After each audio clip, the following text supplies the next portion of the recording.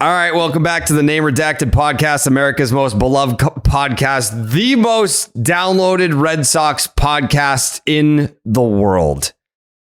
Tyler's here. Jake's here. And we're joined by a very special guest. If you're watching on YouTube, you already know. But if you're listening on iTunes or Spotify, that special guest is Ramiro Mendoza. See? Nailed it. Coley Mick is here. Coley, hey, how are you? You anything exciting happen in your life recently? Well, I've been up late working on that Mendoza impression.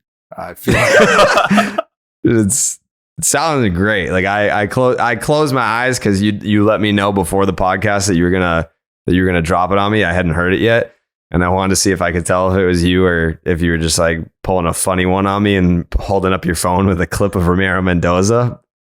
That was spot on. Right. Yeah, no, I mean I've had a lot of time to perfect it.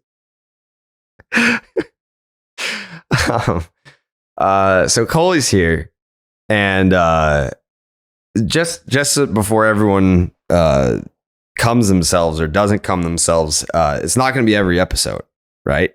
No. It's going to be like a little surprise, like here and there. Hey, Coley's here. Jared needed more people like Pete and Pat, who were just on the worst schedule of all time. Mm-hmm. So that's what I'm here for. Yeah. We have like the most inconsistent podcast roster of all time, but it's a deep roster. Like that's the thing. It's like, you know, Pat's not here, Pete L shows up. Pete B shows up. And if Pete B can't be here, then Coley's here. Tyler's here for probably 95%. Jake's here all the time. I'm here all the time. We got consistency. We got a deep bench.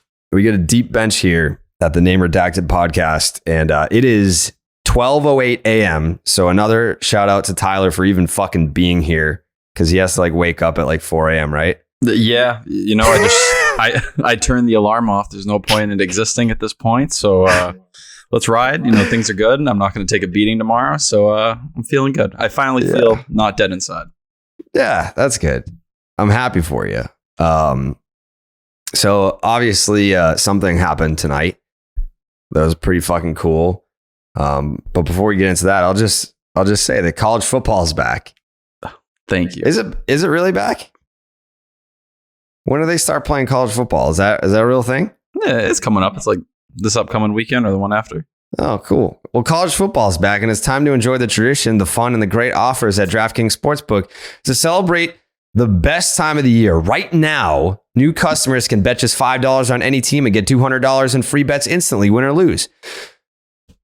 If that's not enough action, you can also place a same game parlay for a shot at an even bigger payout. Just combine multiple bets into one, like which team will get the win, which team will score first, and more. I'm just going to stick to baseball same game parlays for now. I wish that the DraftKings Sportsbook put like over under strikes on the first pitch tonight, because I feel like it would have got a ton of action, but I don't know if you can technically do that. But I mean, it's the DraftKings Sportsbook. They should be able to make up their own rules. But DraftKings is safe, secure, and reliable. And best of all, you can deposit and withdraw your cash whenever you want. All you have to do is download the DraftKings Sportsbook app right now. Use the promo code Jared. Bet just $5 on college football and get $200 in free bets instantly. That is code Jared, only at the DraftKings Sportsbook. 21 plus in most eligible states, but age varies by jurisdiction. Eligibility restrictions apply. See DraftKings.com/sportsbook for terms and resources. If you've got a gambling problem, call 1-800-GAMBLER. In Tennessee, call the Tennessee Red Line at 1-800-889-9789. In New York, 877-8. This is a weird, what would that be? Oh, okay. It says Hope NY. I was like, what's a Hope penny? 877-8 HOPENNY, which it can also be Hope NY, or text HOPENNY / Hope NY 467-369. One per new customer, minimum $5 deposit and wager, $200 issued as 8 $25 free bets. Good deal. So I'm very much coming down from a absolute adrenaline dump. Like, I feel like I have a headache. I feel like my back hurts. Like, and I talked about this on a previous podcast, but I was definitely downplaying how nervous I was, for sure, because I didn't want to like freak myself out even more.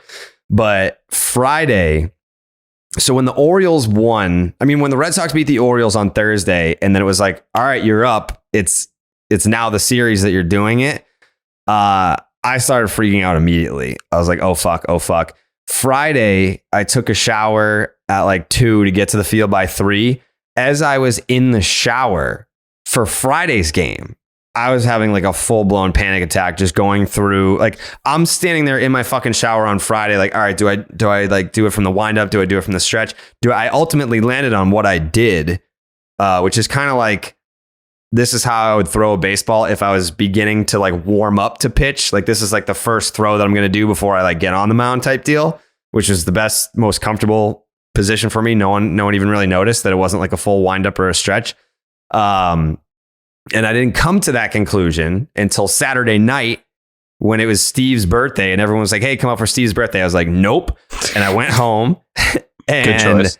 And I posted that video. I only, that was a one take. I threw a baseball at my couch and had a target set up. And it was mostly me just trying to figure out like, what's the most comfortable position to like throw the pitch in. And then as more and more people started finding out that I was throwing out the first pitch, obviously you get like the playful chirps. Like, obviously, like, there's dickheads on Twitter, but then you get like the playful chirps from like people that, like, hey, don't bounce it.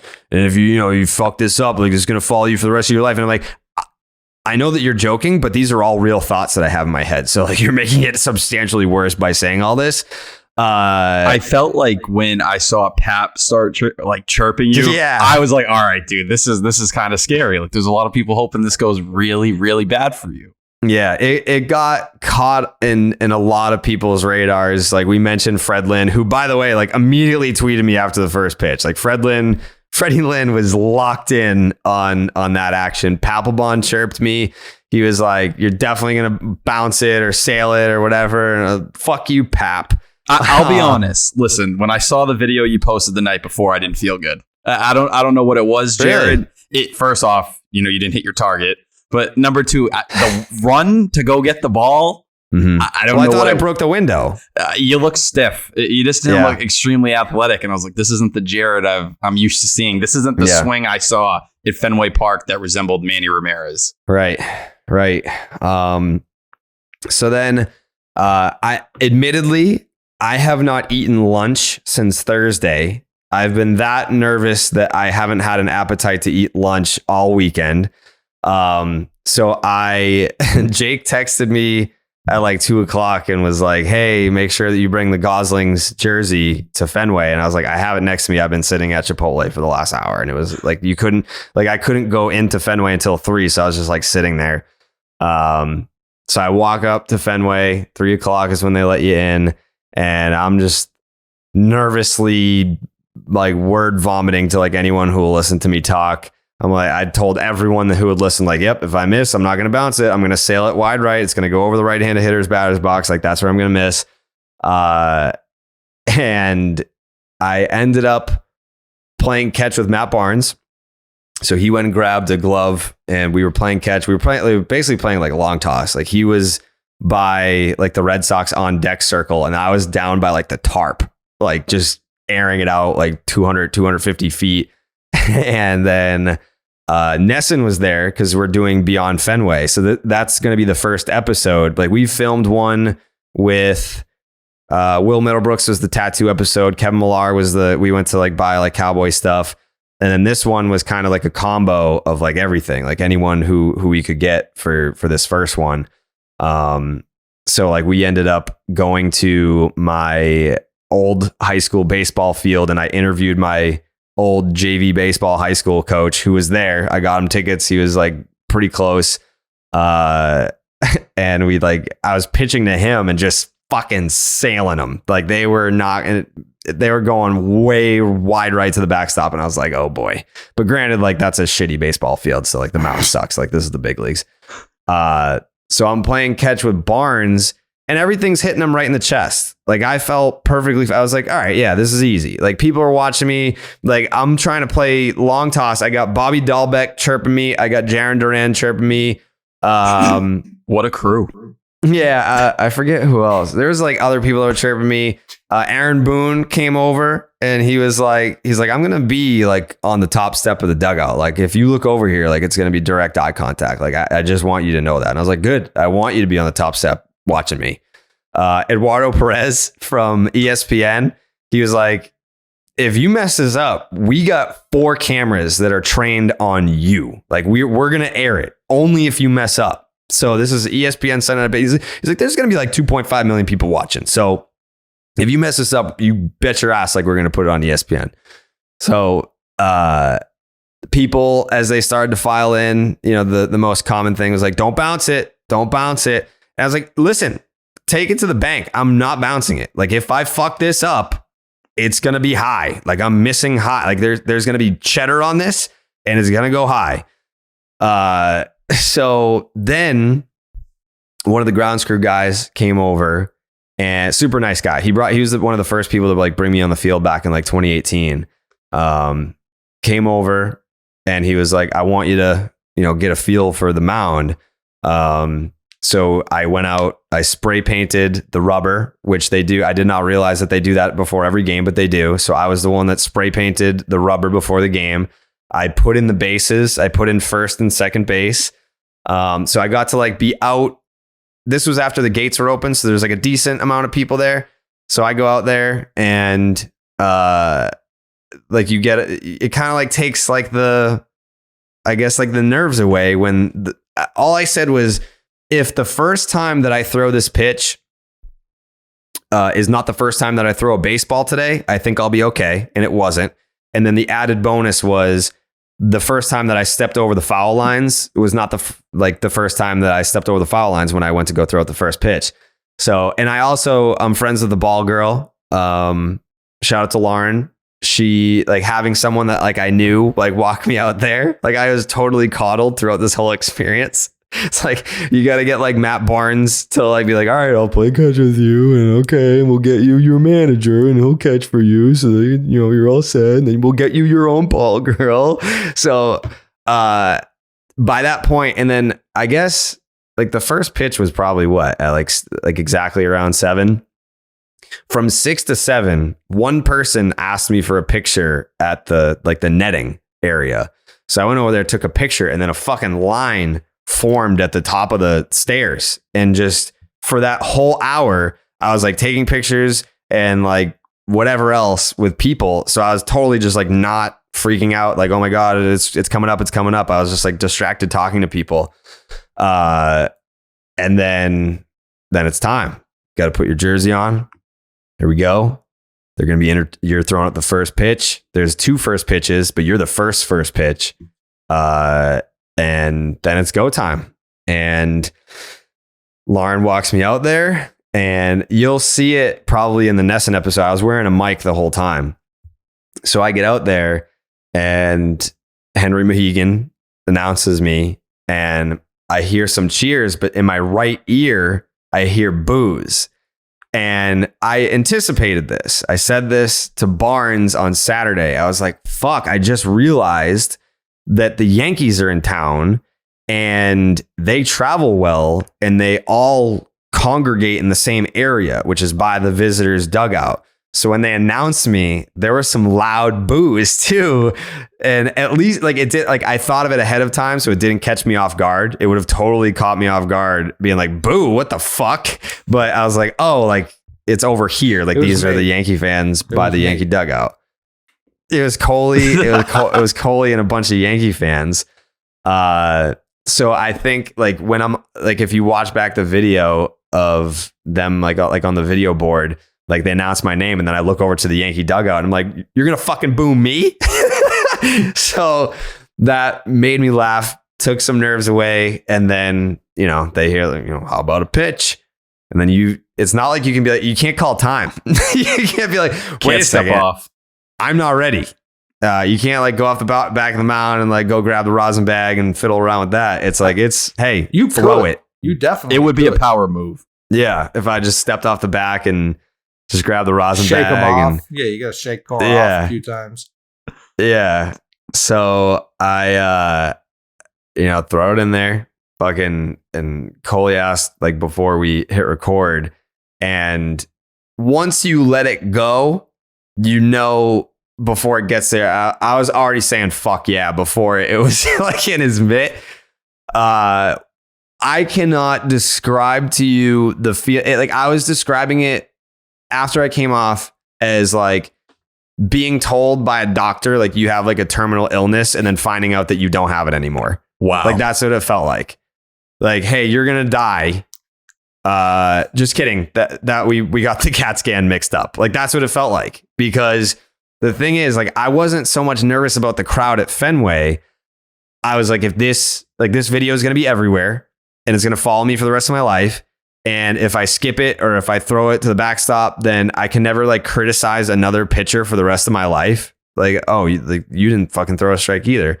So I was like, there is a lot riding on this that I guess I didn't truly realize until the days leading up to it. So I remember just like going out there being like, all right, we're gonna truly find out, like, does God hate me? Like I have done this so many times. It's super easy. I didn't throw it as hard as I possibly could. Like I put some zip on it so that it wasn't like a dinky little lob, but like I threw it. It was, like I said, it was how I would throw to start warming up to pitch. And it hit Cora right in the chest. The biggest fucking relief that I've ever felt in my life. I will never throw out a first pitch ever again. Ever. Like the toll that this took on my body and my mind over the last 72 hours. Like I'm thankful for the experience. It was amazing. I'm glad my mom was there. My adopted sister was there. It was awesome. Like so many people were all the tweets. I saw most of them. It was so fucking cool, but I will never do that again. Never. It shocks me how nervous you actually became, because last time we recorded, you were fine. You were perfectly fine. And I know you were trying to comfort yourself. You could see it on your face a little bit, but for it to happen that quickly, it makes sense. Now, what surprised me was how hard you actually threw it. That was one of the hardest first pitches I think I've ever seen before. And personally, I liked it. I hate when it's looped in there. It actually felt like you had something on it. Yeah. So when I threw out the first pitch for the Lowell Spinners, I think I've told the story before, but I threw out the first pitch for the Lowell Spinners in 2008. And that was like back when I was like actually still playing like baseball. So I got up on the mound, wasn't nervous at all. I was like, yeah, fucking, I'm just going to hum it. I did like full wind up and I threw it as hard as I fucking could. And it was boom, strike, like right there. I wasn't nervous like leading up to it. I didn't give a fuck. And that was like as hard as I could possibly throw. And it was a strike. This one was just like, please God, just hit him in the chest. Like, just get this over with. I was so relieved. Like I still haven't even really truly like decompressed from this yet. Like after the game was over, like Jake and some people came over and we just like sat on my deck because like we were waiting for like the Ubers to be able to fucking get in the Fenway area. And I was just like sitting there and like, we still got to do the podcast, doing the podcast now. Like when we're done with the podcast, I'll probably just like lay in bed and die. Like I don't know. And how many times have you watched it now? Not a lot, because we still had to finish the Nesson episode. So like the whole thing was for Goslings. So, you know, I'm there, I'm freaking out. We do the first pitch. I come off the field. We go up through the crowd. Fucking like the other thing too, that I wanted to to like throw out there about like, oh, like don't be nervous, what about like I was essentially like facing my biggest fear like in life. When I was a kid, I probably was like 9 or 10 maybe. I went to a Bruins game and they put me up on the Jumbotron. And it was because we won the golden seats. So like normally like when they put you up in the Jumbotron, you wave and then they move on to the next person. I didn't know we won the golden seats. So they put the camera on me and I'm waving and then it's like not going away. And I'm like, I'm like, all right. And then I felt horrible. And then they moved me down to the seats on the glass. We went from like literally the back row to on the glass. And as we're going throughout the garden, everyone's like, oh, that was the kid that was on the Jumbotron. And so like people that I didn't know were like pointing at me and I fucking hated it. I was like traumatized by it, went home and tore all the Bruins shit off my wall and was like, fuck the Bruins. Like I was like, I can't believe that they did that to me. They embarrassed me. Yeah. So then that, and then also like not to get like too deep or anything, but like the speed pitch thing with White Sox Dave, like I've talked about that before where like, I mean, I've never watched that back. I can't watch that back. I've never watched it back. Like doing that. And then it's like, all right, Dave's average speed is 77. And you got to beat that. And then it's like, all right, 74. And then you just see Erica's face was like, yikes. Like I was like an embarrassment to the company. And that was like humiliating. And I even told them because like even like that was at the end of 2019. And that I was super, super, super depressed in 2019. So I lost all my weight. Like I think I started that year probably at like 185. Like if you look at me in the Bregman pitch video and compare that to the White Sox Dave video, I'm probably down like 30 pounds, like legitimately like 30 pounds. So I had nothing. I was fucking frail. I was sick. I was not doing well. And then you take that and then put me in a speed pitch competition where I didn't even want to do it. I was trying to take one for the team. I was like, all right, like if this is going to help sell more t-shirts, then I'll do it. So I go out there, bomb. And like literally the CEO of the company is showing this disgusted look on her face of my existence. And I told that story like on her podcast that after the speed pitch competition, I went and sat at my desk and I did not move until like 1:30 in the morning because someone had to come and get me and physically remove me from the office and be like, it's time to go home. So all of that is in my head going into this first pitch at Fenway. It was kind of like overcoming my biggest fear and like having a redemption moment where it's like, hey, let's see what you got. All the fucking eyes are on you. This is going to be on social media. You got to do this in front of a bunch of people. The Yankees are over there. You know, that guy, Garrett Cole, that you fucking talk shit about all the time. He's over there. Like the Yankees are over there. Yankee fans are over here. These are all the people that tell you to kill yourself and shit on Twitter. They're over there. The Red Sox, the guys that like you're starting to slowly gain their respect, they're over there. Your friends and family are all up here. Now go. So to put things in perspective, there was a lot of fucking pressure and I guess history of mine to put behind me. And I know that like Goslings is probably listening to this being like, Jesus Christ, dude. Like we just wanted you to have a little fun. We didn't think that this was going to be a life-defining redemption moment for you. Like, we're the official canned cocktail of the Boston Red Sox. We sponsor your podcast. We like you guys. That's great. But for me, it represented so much more than just throwing a baseball to Alex Cora at Fenway Park. It was very clearly a lot more to me than that. So having that moment where it was a strike and it was Cora who caught it, who like I value my relationship with him a lot as not just the manager of my favorite team. It goes beyond that with him. Yeah, it was very special. But like I said, I never want to do that again unless it's tomorrow. Like they're on the, I'm saying hypothetically, let's say there was a game, like I can keep going. And this is how I felt about when I first started doing TV with Comcast. Like I would, when I very first started doing TV, it's like, all right, I would build it up. And I would have this shield of feeling comfortable. And then the off season would come around, and then the new season would start. And it's like, all right, now I got to build that shield back up and like do it.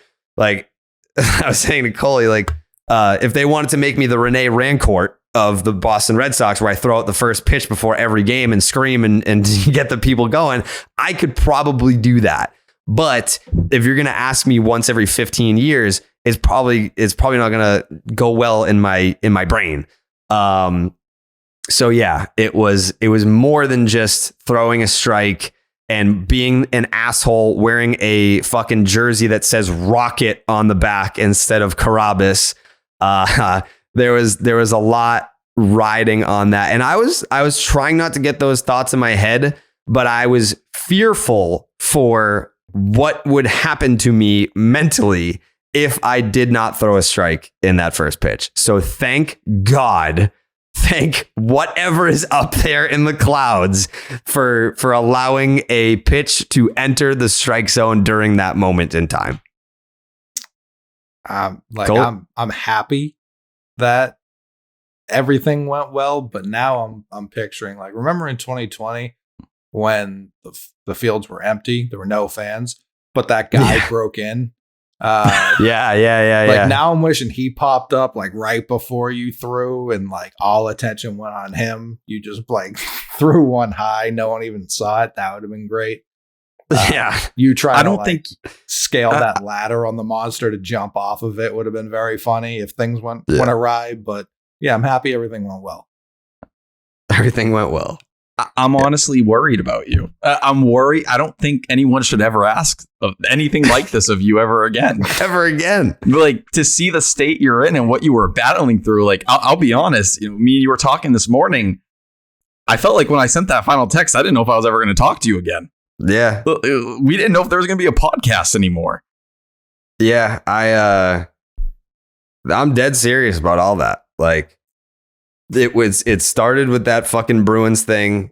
It was like a dormant thing in my brain that came out after like the speed pitch thing, and it was like, oh fuck, it's coming back to kill me. This is it. Like, this is Jaws 3. He didn't eat me in the first two, but he might have taken my leg in Jaws 2, but in Jaws 3 he wants my throat. And we fought back against that shark, and we piped one in there right down the fucking cock.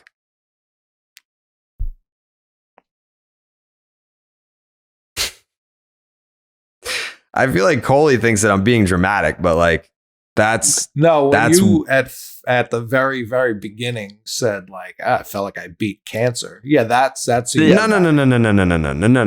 then when you went into that's not what I meant by that. Like it's more. I didn't mean it like that. I meant it like, if I don't throw a strike here, something is going to happen in my brain that will make me want to leave this earth, which is the same thing as a terminal illness. Like, I was not going to be okay if this did not go well. And I cannot stress that enough. Well, it did. Yeah, it did. I'm speechless. I don't know if what you just said is worse than actually what you said at the beginning of the podcast. This is actually what you said is more concerning, that you were basically going to jump off something if this did not go well. Yeah. I mean, like, how can I show my face at Fenway if I just fucking fired one to the backstop? Like, I would get absolutely buried relentlessly. And like I said, it's in front of the Yankees and the Red Sox. And Alex Cora is standing right there. Like, what if I just sailed one and Alex Cora just goes, oh, Jesus Christ. Oh, PU. He just starts booing with everyone else. Like, the crowd would have booed, right? No, it's more of a laugh, a point and laugh.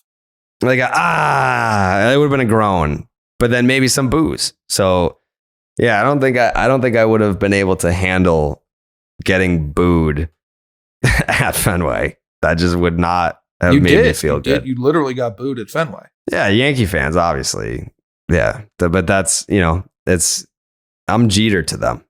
It's not like boo me because you wish I was the Yankee guy. You do.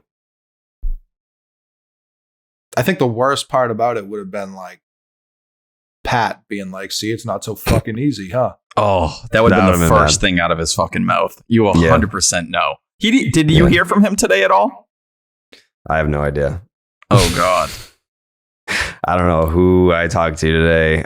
The whole thing was just a fucking blur. Like, I had a bunch of like text messages and whatever else, like when I came off the mound, and I like after like I don't know, maybe like an hour and a half after the first pitch, I just like opened and like went back, opened and went back, just so that I didn't have the notifications anymore. And like, I'll go through them later, but I just couldn't look at like the number of text messages. Like I'm not like, there's people that have like 400 fucking unread text messages. I don't know how those people exist in this world. They're psychopaths.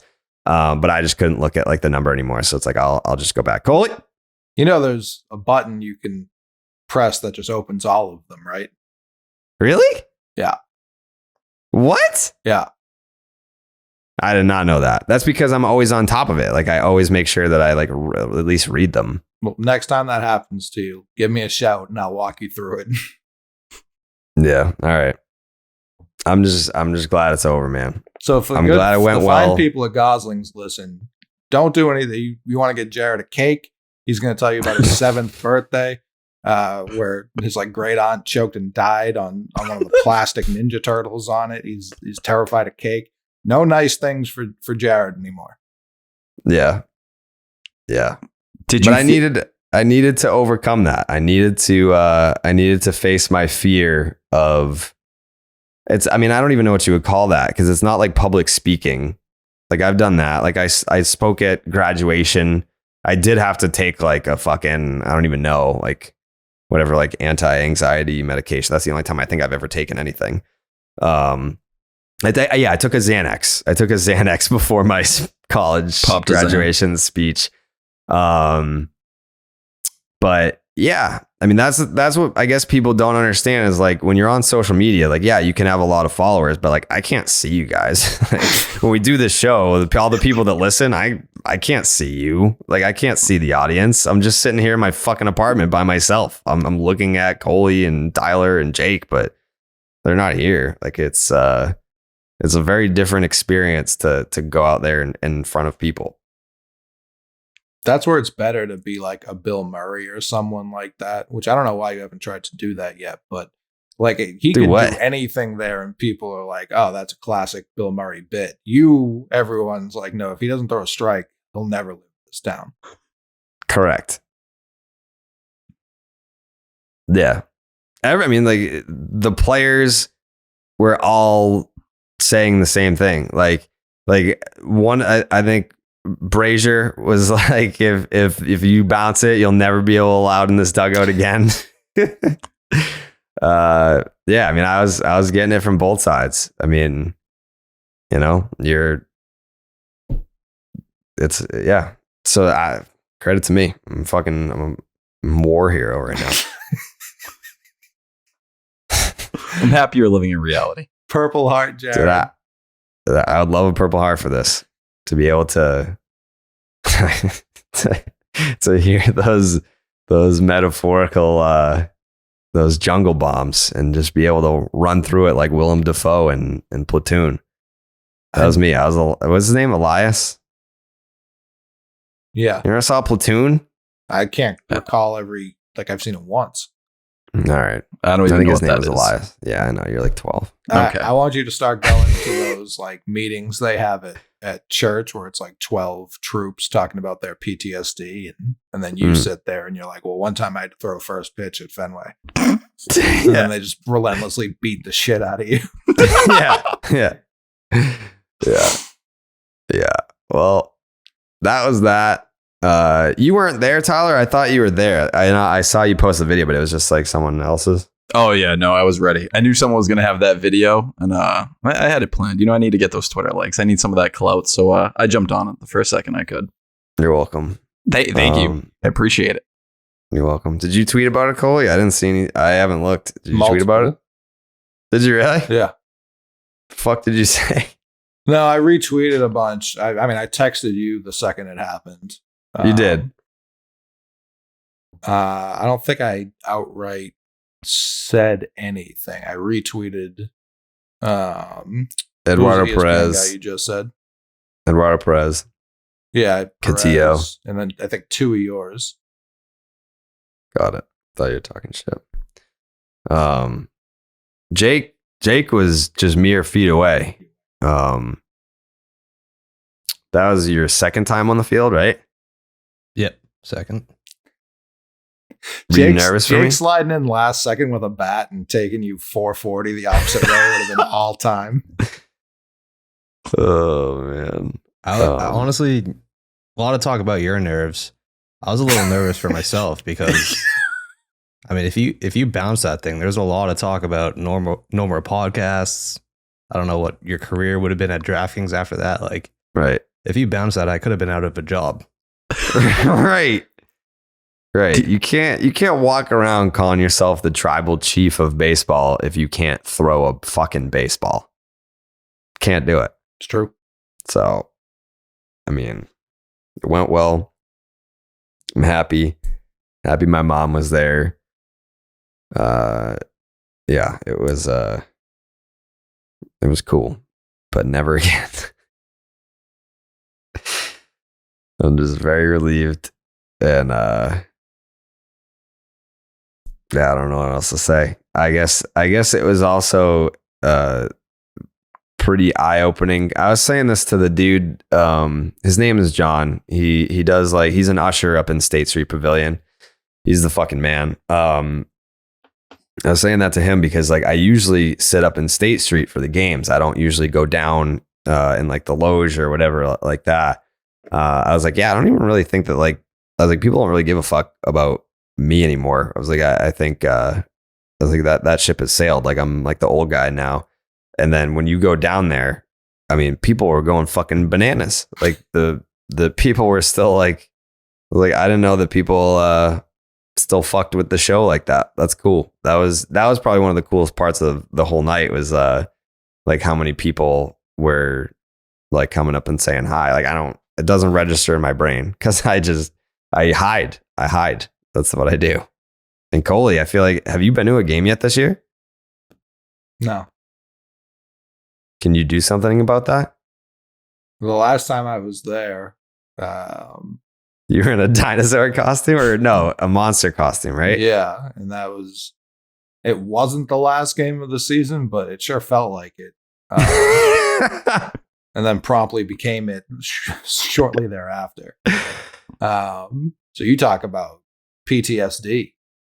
Yeah. I mean, do I have McMahon a hates 30-minute heights aside here to talk about my trauma in Fenway Park? Yeah. I mean, you overcame your fear of being up on the monster for the sake of the team. That was tough. It didn't even fucking work. No, it didn't. They lost that game. I mean, you had to hang out with Steve. Yeah, none of it was easy. And Xander hit a home run. I also got there late, and I think Xander hit a home run that would have hit me directly in the dick. So I think that's when everyone should have known things weren't going well. Yeah. I mean, things could have gone better. Definitely. All they had to do was call that fucking strike. Yeah. Fucking Laz Diaz. Has the first pitch been made sweeter by the fact that Waka went out and shoved and the Red Sox won in a shutout? How responsible do you feel for that? So here's the thing. I was going to tweet that, but we just ended up having to do a bunch of shit after the first pitch. But I already had it pre-planned in my head. If you throw a strike, the tweet was all right, that's great and all, but the Red Sox still have to win this game or else I'm going to get blamed for the loss. I'm not going to take credit for the win, but I was prepared for getting blamed for the loss. It's good that people are now saying, because I went out there and blessed the mound by spray painting it and throwing a fucking dart down the dick, that set the tone for Waka to go out there and shove. I personally will not take credit for that, but I was ready to take the heat. If could you imagine if my fucking first pitch was the Sidney Sweeney game? Right. Could you fucking imagine? Like, who gives a shit that you threw a strike? The Red Sox lost 35-2 to the Yankees. Like, it wouldn't, like, after all that, all the nerves, and then executing a perfect pitch, that you're a curse. Like, people wouldn't even like let me in their houses after that. I will say there was a weird thing going on today with you obviously throwing out the first pitch. Michael Wacha coming back. His last start before he got injured was 6:28. Was it really? It was 6:28. That was his last start. What, Toronto? Yeah, it was Toronto. And for everything to flip, the Red Sox win a real series against an AL East team. Jared, you throw a strike, and Michael Wacha comes out and throws 7 scoreless against the Yankees.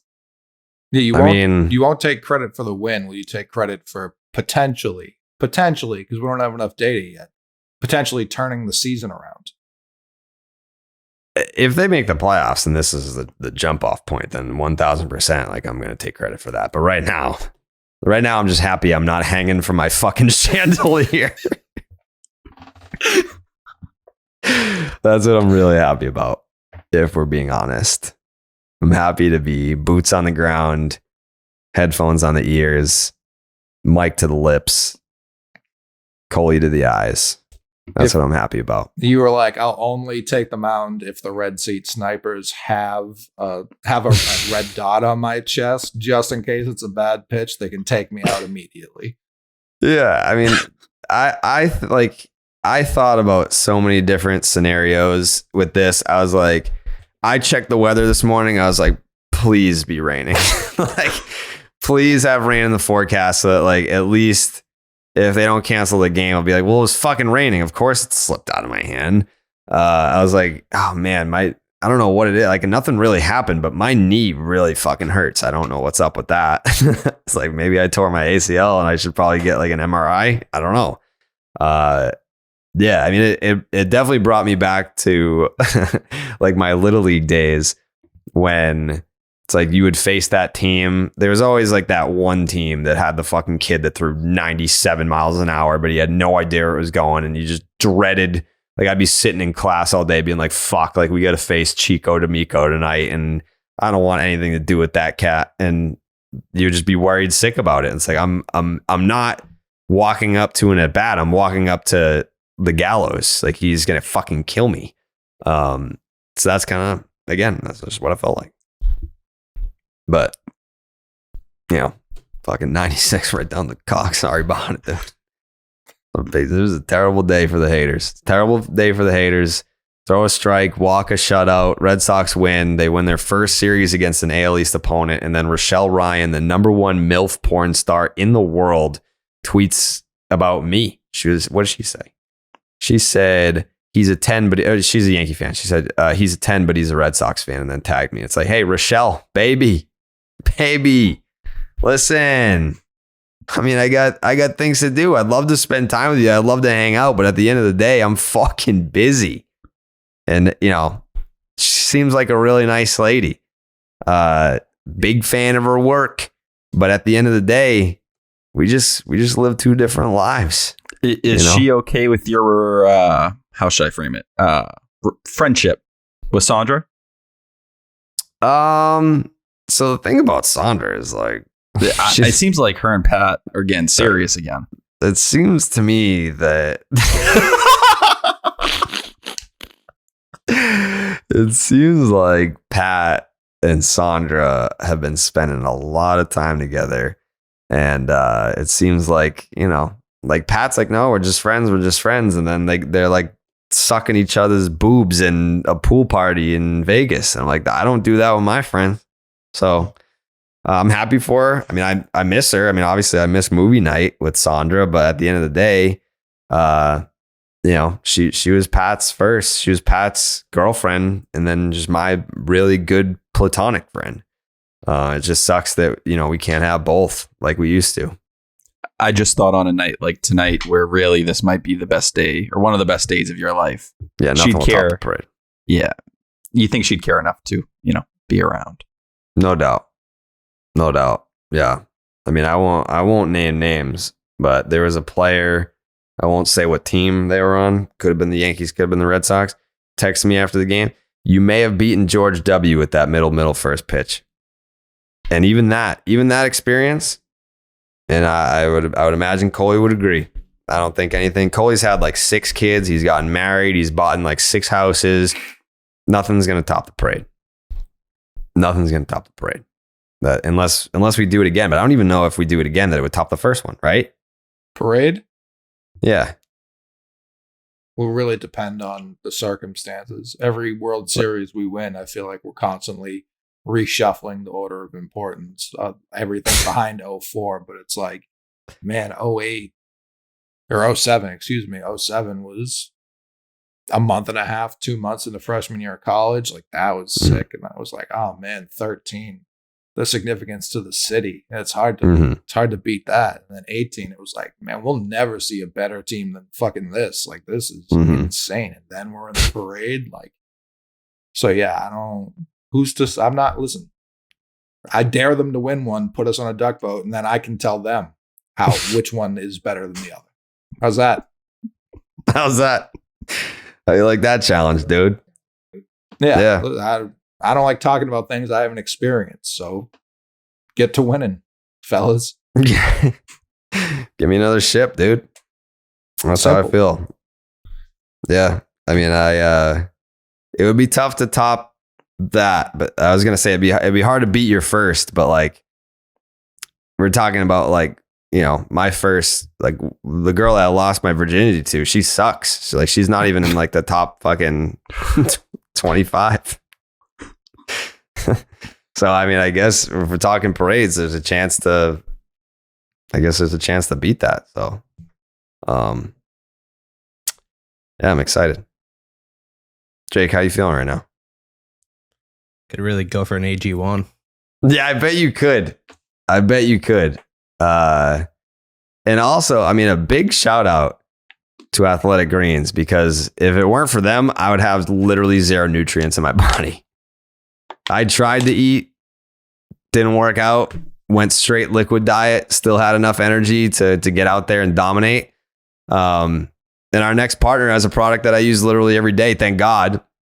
Started taking AG1 because I wanted better gut health and more energy. But now I've been on it for a few weeks and I actually feel great because of that. People are like, well, what is it? And like with one delicious scoop of AG1, you're absorbing 75 high quality vitamins, minerals, whole food source superfoods, probiotics, and adaptogens to help you start your day right. Why I use it, obviously, we do 4 podcasts a week. We're doing streams. We're traveling. It's exhausting. Waking up and taking my AG1 gives me the strength and energy that I need to do all of this and pull off all this stuff and not just pass out on the mound at Fenway Park. Try to be entertaining on my A game every single day. It's got all my vitamins and minerals that I need in one easy scoop. Now that I'm on the road more, me and Jake just got back from the Mets game. I think are we doing Philly? Is that something that's going to happen, Jake? It's been talked about. Yeah, I want to go to Philly. I want to go see my pal Bryce. After I bring you can have the to-go 2-packs because we're on the road, we're in airports, we're taking taxis and Ubers and all that. Costs you less than $3 a day. You're investing in your health and it's cheaper than your cold brew habit. Supports better sleep quality and recovery. And right now, it's time to reclaim your health and you can arm your immune system with convenient daily nutrition. It's just 1 scoop in a cup of water every single day. That's it. There's no need for a million different pills and supplements to look out for your health. To make it easy, Athletic Greens is going to give you a free 1-year supply of immune system supporting vitamin D and 5 free travel packs with your first purchase. All you have to do is visit athleticgreens.com/Red Sox. Again, that is athleticgreens.com/Red Sox to take ownership over your health and pick up the ultimate daily nutritional insurance. Trying to think, there was a bunch of like pretty. I need to like take notes like when I'm like over like the course of a series of like things that I like want to talk about. There was one moment like I witnessed the moment where Heim introduced himself to Juris Familia for the first time, and Familia he probably thought he was like a reporter or something. He had no idea. He was like, hey, I just want to introduce myself. Like, congratulations. And he's like, what? Like, no idea. There's no chance that he knew that was Heim, the dude that's literally like the reason why you're here. So the 3-game series against the New York Yankees, before the series started, the stance that I had was, all right, the Yankees are playing poorly. The Red Sox have been playing poorly in every single month that isn't June. And the way that I saw it going was along the lines of, normally if the Red Sox were good and the Yankees were playing poorly, it's like, all right, well, this will be a series that can wake the Red Sox up because they can, the Yankees aren't playing well. But I felt it like the opposite. I was like, the Yankees are a good team that aren't playing well and they're about to play the Red Sox. Like, this could be the series that like wakes them back up. Nope. Still snoozing.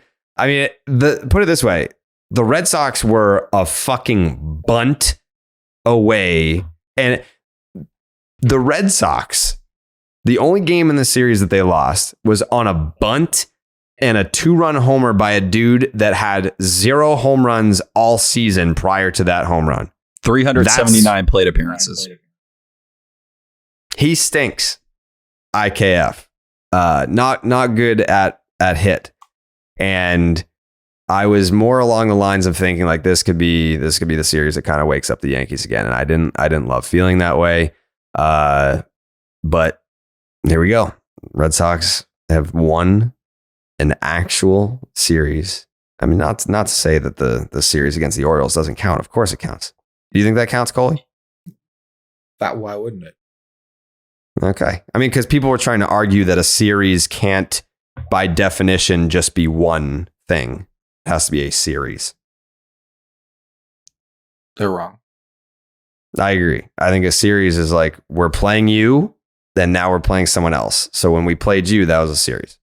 It was a 1-game series. That's why in the playoffs, it's like, yeah, it's a 1-game playoff series. It's 1 game. Yeah. Wow. So that's actually the best argument I've heard on that so far. Hey, this is why we're I don't know where we are in the charts, but it's why we're on the charts. It's why we do it. But yeah, I did not have any real confidence going into the series against the Yankees. We looked at the pitching matchups, and I didn't hate the matchups for the Red Sox. I didn't know what we were going to get out of Waka on Sunday Night Baseball.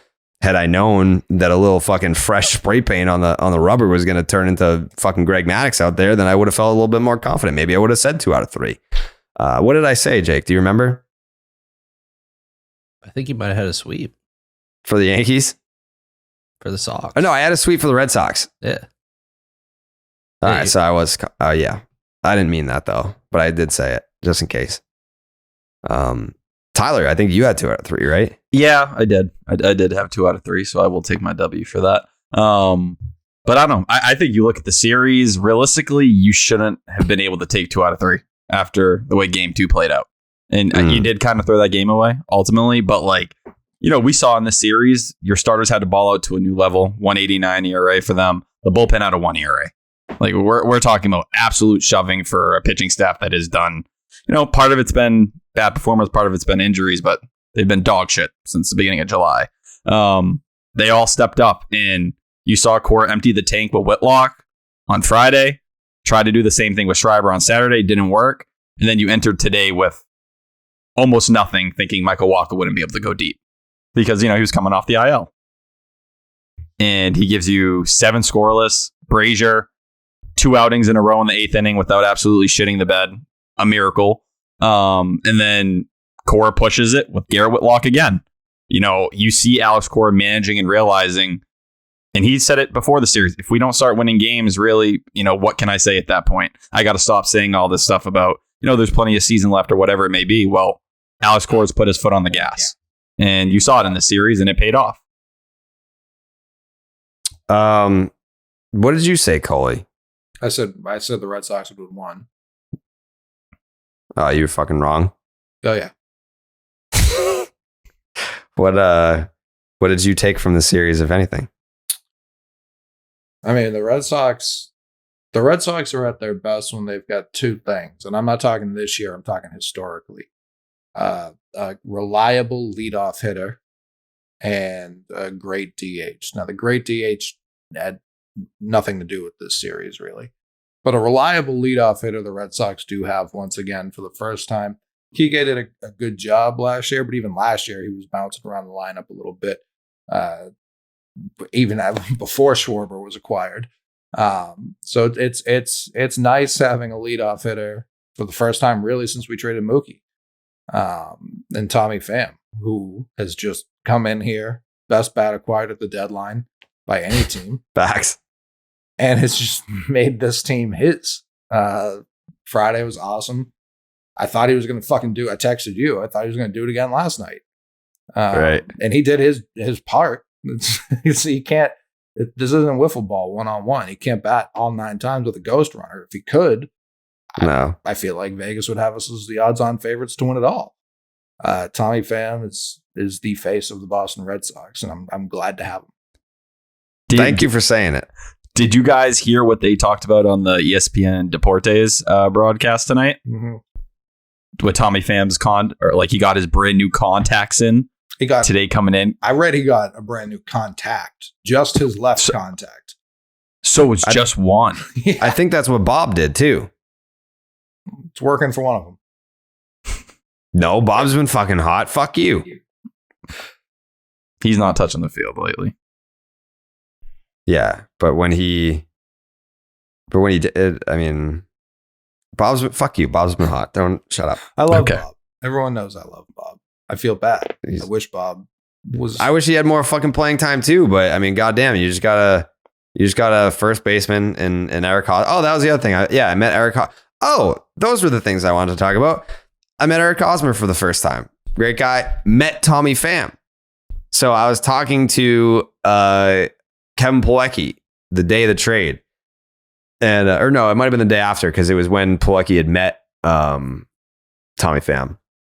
And I was like, I think that this guy fits. Like it's like when he scored that run in Houston and he like went up to Verdugo and like flipped his chain and he like went up to JD and gave him a chest bump. I was like, Tommy Pham is playing like he has been on this team all fucking year. And I love that. Like I love an instant fit.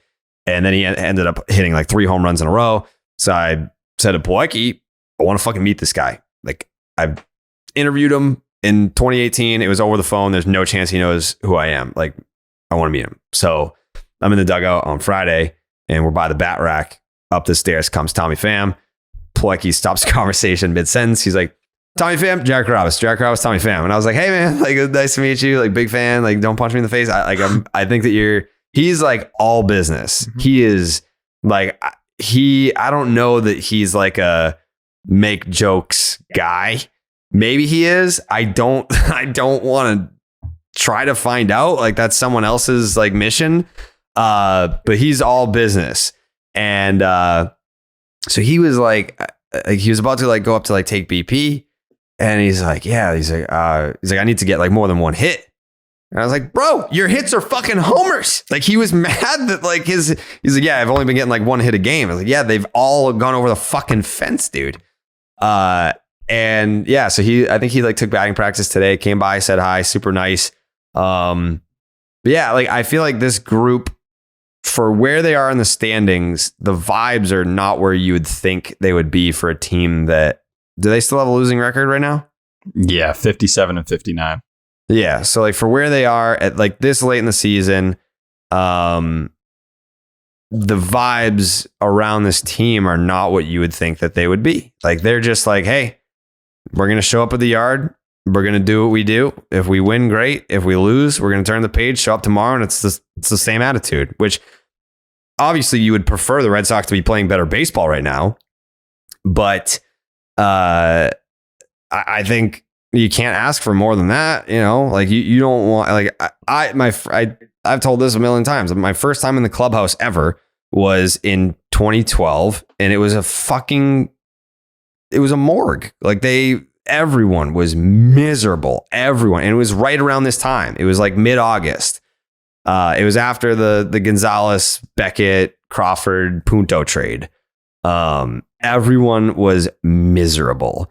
And right now it's like, they could be down. They just lost Christian Vasquez. Like, people are obviously like upset about that. We're upset about that. Still are upset about that. But yeah, for all things considered, I mean, you wouldn't be able to tell that they're in last place with 2 games under 500. Yeah, I think you look at it, like, even with Tommy Pham and some of the stuff he's saying, he believes in this team. And I liked how he didn't call out Heim, but he put a little bit of the pressure, saying like, Heim, why didn't you do this 4 months ago? Like, I wanted to be here. This is the team I wanted to be a part of, because this is the kind of group that I like to be around with. I feel like I gel with them. And I think it's a little upsetting. Like, it was clear Tommy Pham was a fit here before the season. The Red Sox talked about AJ Pollock. They obviously knew they needed another outfielder. He's here now. I think all of them are kind of looking at it and saying, all right, well, obviously this team was not put together the way it needed to be for it to really survive the injuries and a lot of the ups and downs of the year. But, there's 2 months-ish left of baseball. You look at the teams in front of them, from a talent perspective, none of those should heavily outweigh you. Why, at the very least, can you not play competitive baseball and play spoiler down the stretch? You don't have to be the dead team we watched for the past month that can't field proper grounders or, have a starter go more than 4 innings. And I think that's the thing with Tommy Pham. You just haven't had a lot of guys with that kind of edge here. And, look at last year. I think Kyle Schwarber brought some of it, but I don't know. I look at Tommy Pham and it feels like he's closer to a Johnny Gomes than anything, where it's just like, yeah, he's a little crazy. He's a little out there, but like, maybe that's what a dead Red Sox team needs to have some life for the last 2 months. Coley. Yeah, I just wish Pham was younger. Like, that's the only thing that is frustrating, because a guy like that does have an expiration date. There's part of a reason he's been on more than a handful of teams over. He's been with Heim before, right? But like, he right when we traded for him, I was like, we haven't had a Carl Everett in a while, and that's what he's been. I mean, I'll never forget one of my favorite Red Sox memories, even after everything we've accomplished since, him hitting that single off Mike Mussina to spoil that no. Was that a no-hitter or a perfect game? Whatever it was. That was a perfect game. Yeah. Him clapping as he's rounding first, being like, yeah, not in my fucking house. That's exactly what this team needed. And Hosmer just being like, people can say whatever they want about his bat. I know his effort level wasn't always the same in San Diego. If you look at the Padres, that doesn't seem to be a him problem. That seems to be an organizational problem at this point. He's just having another competent defender out there, and a guy who's not like, people talk about him like he's hitting like 196. Like, he's perfectly average hitter at this point of his career. Like, he's not gonna tear the cover off the ball. That was really never his thing, even when he was in Kansas City during the prime of his career. But he's fine. Like, he's a fine hitter, and at first base, I'll take a fine hitter at first base and for what we've been living with the last couple of years. That's a huge upgrade. So there's no reason, like, yeah, they can bitch and moan about February and March. Like, I know Heim's getting put through the fucking ringer at this point of the season, and it was worse last month, but like, I don't think people understand how hard it is when you literally cannot do your job because the league is not a league. You know what I mean? Like, this was a lockout earlier this year. Like, that was part of the process. And it can't be easy to be like, oh, do I have my eye on Tommy Pham when you're trying to sign a Trevor Story? You're trying to get arms for your rotation and bullpen. You're trying to, the fuck else do we do? You're dealing with extensions for the 2 faces of your franchise. Like, I can see how a Tommy Pham might have slipped through the cracks when you're trying to put this team together. And let's also not forget, we're talking about the defense. Fam's been fine defensively. He was huge on that Benintendi play, that double, just backing it up, so it wasn't a triple. But it's not like he's the most stout defender. We can't just toss him in right. We got Verdugo out there. That's hasn't been a problem yet. I'm not like the most comfortable with him out there. He's not the most comfortable, admittedly. He said on the previous program of yours, Jared, like he feels more comfortable in left. So we'll see. We'll see if this outfield defense, which has been good, Duran's looked a little better lately. We'll see. Kike is supposed to come back for this Pittsburgh series, so that should help as well. But yeah, I don't know that Heim knows Tommy Pham. He's acquired him before, so I don't know that it was. Then you weren't saying it was a shot, but I do think it was more like, yeah, man, I'm fucking thrilled to not be on the Reds anymore. Like this team I can deal with. Yeah, you're talking poverty franchise over there. And I agree. It is complicated. There were a lot of different holes. I think there were going to be holes on this Red Sox team no matter what. Most teams do. And then you figure it out at the trade deadline. Like, that's baseball. Anyone who's hoping you have a perfect roster, 26 through 40 man with all this depth, that's just not reality. But yeah, you have 3 left fielders playing in the outfield right now. Yeah. You're lucky you are where nothing has come back to bite you. Even though Jarren Duran thought he was going to climb the center field wall and catch that Andrew Benintendi ball yesterday, but he's been better. You throw Kike out there, it's a Gold Glove center fielder. Like, you'll get by. I think the reality is, I think Baseball Reference had them at like a 4.4% chance to make the playoffs. Those percentages really don't mean shit to me. They don't. Because as you saw in 2011 with the Red Sox, when they blew everything, they were as high as possible on those probabilities. The truth is, they're going to play the Rays a bunch right now. The Rays are holding that third wild card. Beat them. Go and beat them, and you'll make up those 4 games. You can do it almost in a series. So if you're serious, if you feel like this team can actually put it together, if you can rally, and I think they've had a little bit of that feeling bad for themselves once again, which is, I don't love it. It was there last year until they realized, oh, fuck, Kyle Schwarber can swing it. And he helped carry your asses to the postseason when a lot of you stopped hitting. JD Martinez for the second year in a row. That's the stuff that people kind of, you hope they rally behind, because at the end of the day, yeah, it's a long shot, but you just want competitive baseball down the stretch. Give them a reason to feel good going into 2023 where it's not so miserable and it feels like everything's going downhill, because the reality is it's not. It's just a lot of people being dramatic. It doesn't even feel like it's a long shot, like 4.4, whatever. Like, beat the Pirates. Don't lose 2 out of 3 to the fucking Royals. Like, don't win the easy ones and then you like take 2 out of 3 like from the Rays, and so you can make up that ground in a lot of different ways. And that third wild card spot is probably why it doesn't feel like 2012, Jared, because if it were still just 2, or was it even just 1 back in fucking 2012? Like, that team was a 500 team on like the deadline day. Right. And I'm sure if they had more wild card spots back then, they wouldn't have felt as dead. Like, all you got to do is get in. You get in and you got guys healthy. We'll see if Paxton makes an appearance in September. That's another. Right now, all it is. Wasn't he supposed to be here by now, though? Yeah, it was. He should have been here probably. They were all overly optimistic, it felt like, going into the season, and then he had one setback around the time Sale got that whole health setback. But, he's thrown a couple sim games. They don't really know how they're going to plan out his rehab yet, but I think we're going to see him in September. I bet we get a couple, depending on how stretched out he is, I bet we see a start or 2. Yeah, and even if it's not him, if Bayo comes back, I have no idea if he's been shut down for the rest of the year or not. He tossed in Double-A today. He had like 6 strikeouts in a little over 4 innings or something. Great. Get Bayo back. Like, it's at this point, every bit of news this season up to this point's been like, oh man, did you hear about Chris Sale got mauled by a bear? Like, every bit of news has been the worst bit of news you've ever heard. And it's starting to feel like that's turning a bit. I don't know if Story's coming back. I've heard not a lot on him, but it's like, just keep adding. Kike and Ref Snyder are supposed to get activated. That's big. Darwin's in, as much as I love the potential, him getting optioned down to AAA for someone who can actually play baseball.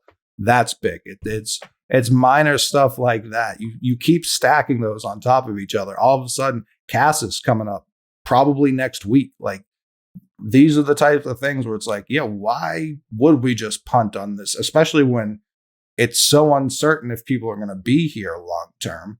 why would you punt the rest of this year when you're still in the hunt as unrealistic? I'm not saying like, oh, this team can win the World Series, but it's like they weren't supposed to beat the Rays last year. They handled them pretty easily. They were up, and it looked like they were going to walk to the World Series against the Astros.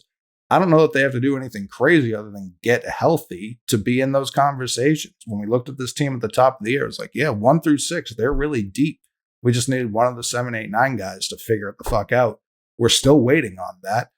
But all of a sudden, one of those 7 is Eric Hosmer instead of Bob all the time. That's a big improvement.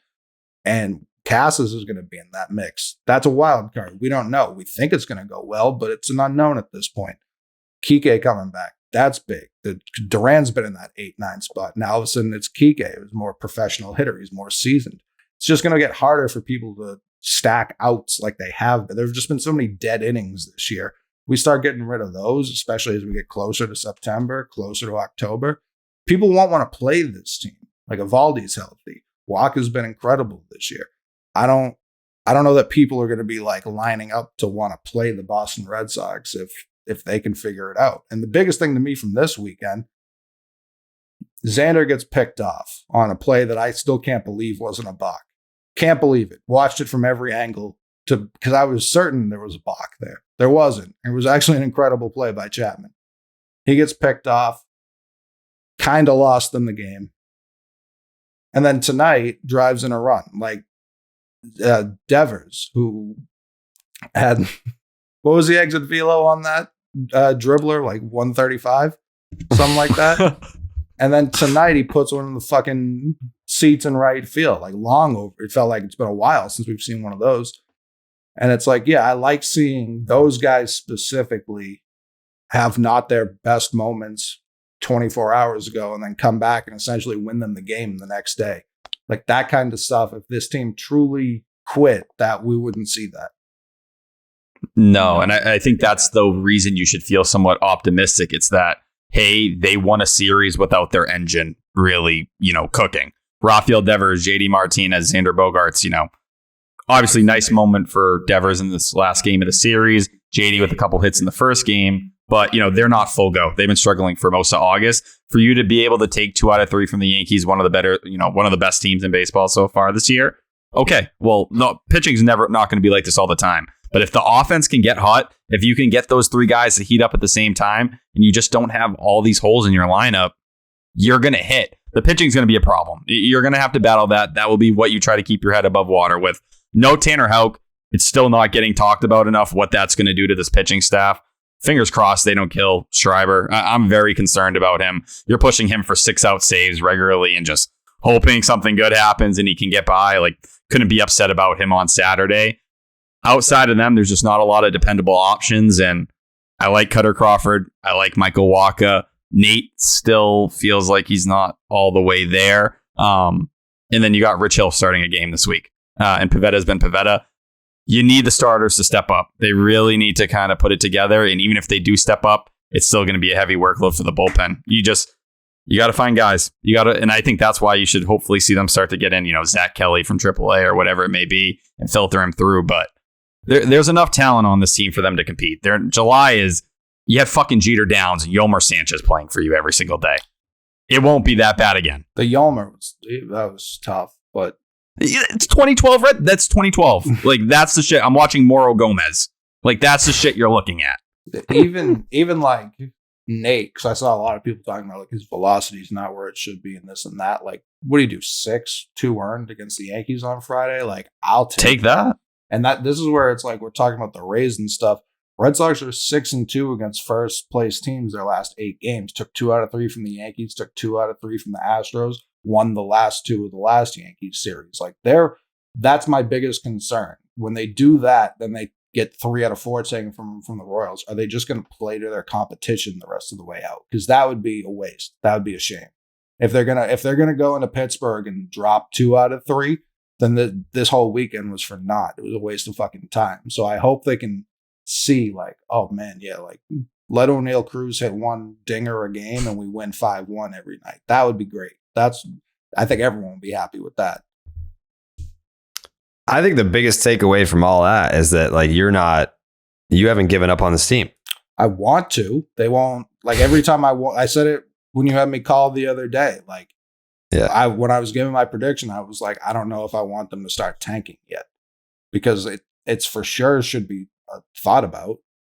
And I was talking about it on Twitter during the game today. I was saying like a successful offseason for this Red Sox team is largely just re-signing a lot of their own players.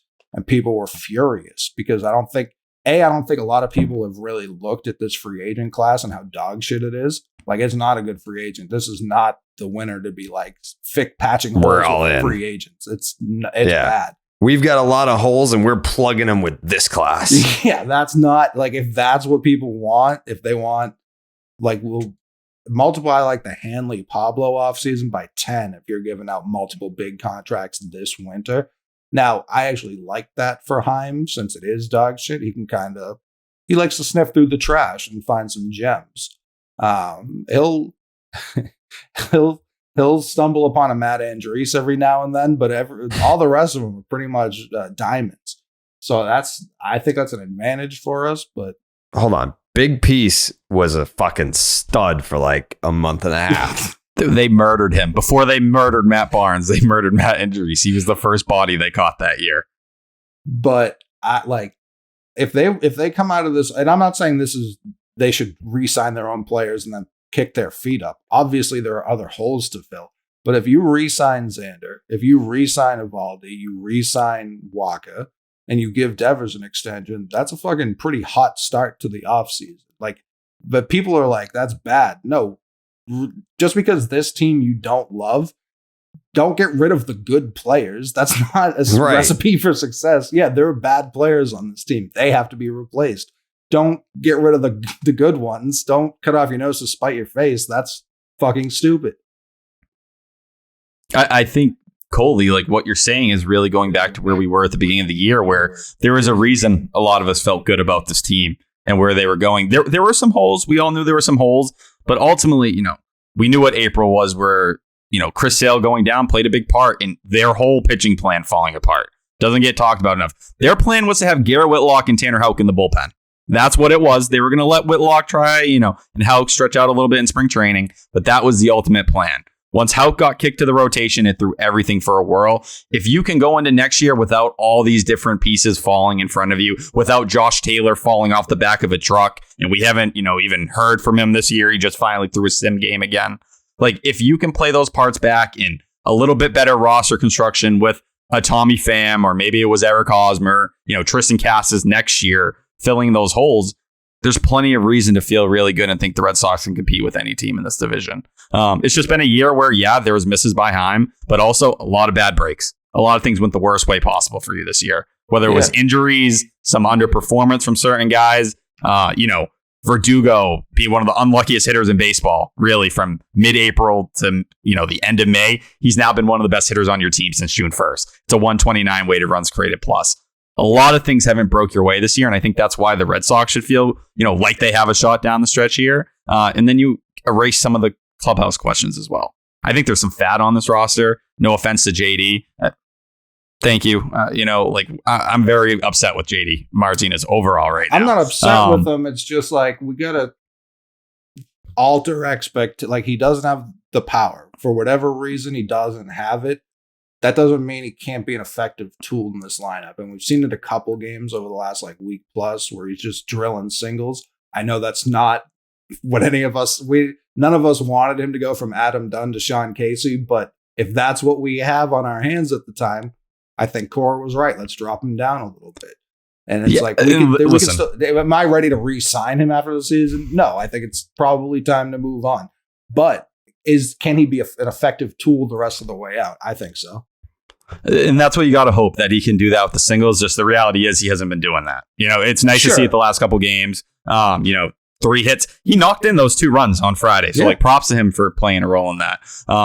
It's such a, dating back to really June 1st, he's been well below league average as a hitter, nowhere near where he needs to be. I think it's fair to question whether that should have been one of the pieces you forced out the door at the deadline. But JD Martinez, if this Red Sox team is going to go where, make a run or whatever it may be, he's going to have to be a big part of it. That's just the reality of it. Definitely. I just worry, and it goes back to a lot of my Kyle Schwarber concerns during the offseason. I know I talked about it when we first did the podcast, but I was in favor of shopping JD and looking to see what you could have gone that road if you brought back Schwarber. I don't know. I'm very worried about him. I don't know if we'll ever see anything that resembles, the JD Martinez of even 2019. Because let's be real, you go back to 2020, he didn't show up for 2 months. Like, that's just what it was. It was a weird year.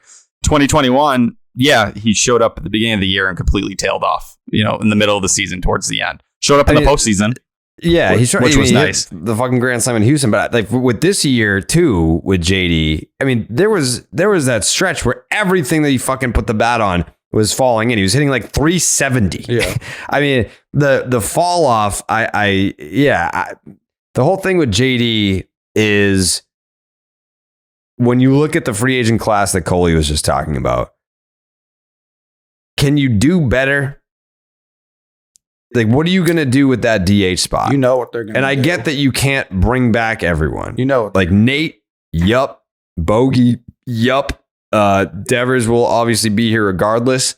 Not a free agent, we hope. But you can check that box. But in terms of a DH, like, what are you going to do? I wouldn't be surprised. I think Heim wants some versatility there. I think JD not playing any outfield this year, that's something they talked about during the offseason. They were expecting him to play the outfield. A fair, decent amount, which, listen, I don't want JD out there, but that's how they wanted the roster flexibility to be. And I think just where his health has been this year, it hasn't allowed you to do that. I think the QO is a real question right now for JD Martinez. If you're like, I can't give that to him. I can't give him 19 to 20 million for a year right now. So do they question what to do with Bob? Is it a conversation with Hosmer and Cassis? Like, do we split you guys up and go about it differently, or do you go get another bat and try to mix and match and play the splits there? I mean, if you're gonna, because they were talking about it about fucking DHing Hosmer. Hosmer is not a DH. Like, if you're gonna DH in that, I guess like you would fucking DH Cassis. Yeah, it's not ideal, but by no means. I think Hosmer is most likely going to be dealt during the offseason. You got the contract; it's worth nothing. So do you need a league average player? Take it. I'd be shocked if he was dealt.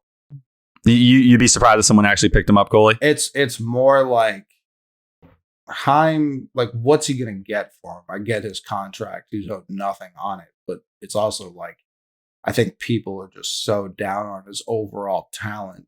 Does he still have no trade, or since he was traded, does that go away?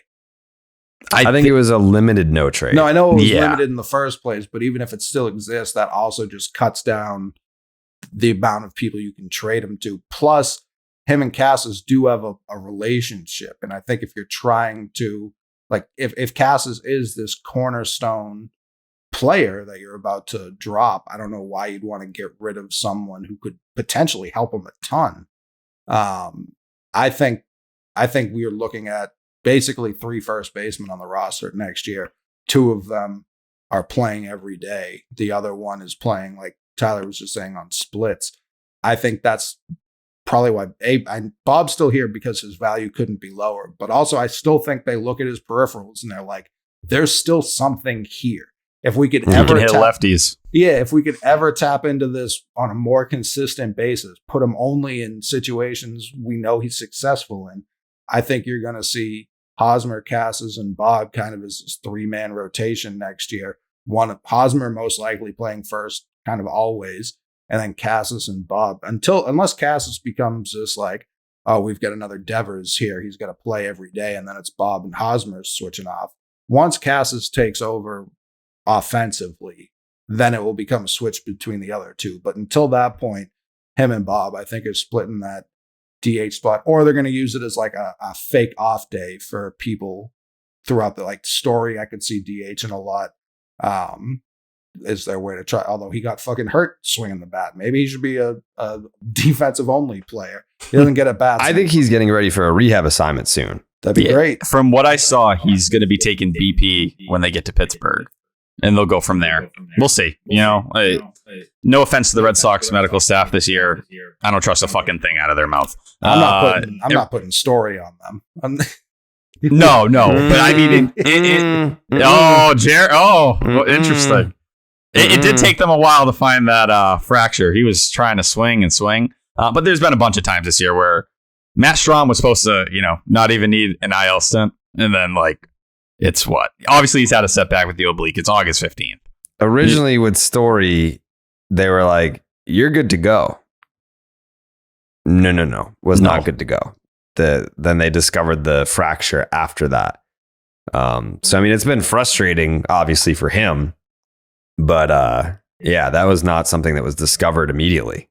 So, yeah, that medical staff I was more not so having the best. I'm not putting Story on them because he's been hurt every year for the last 4 years. That's why I was saying. But that wasn't his fault that he got hit with a fucking pitch.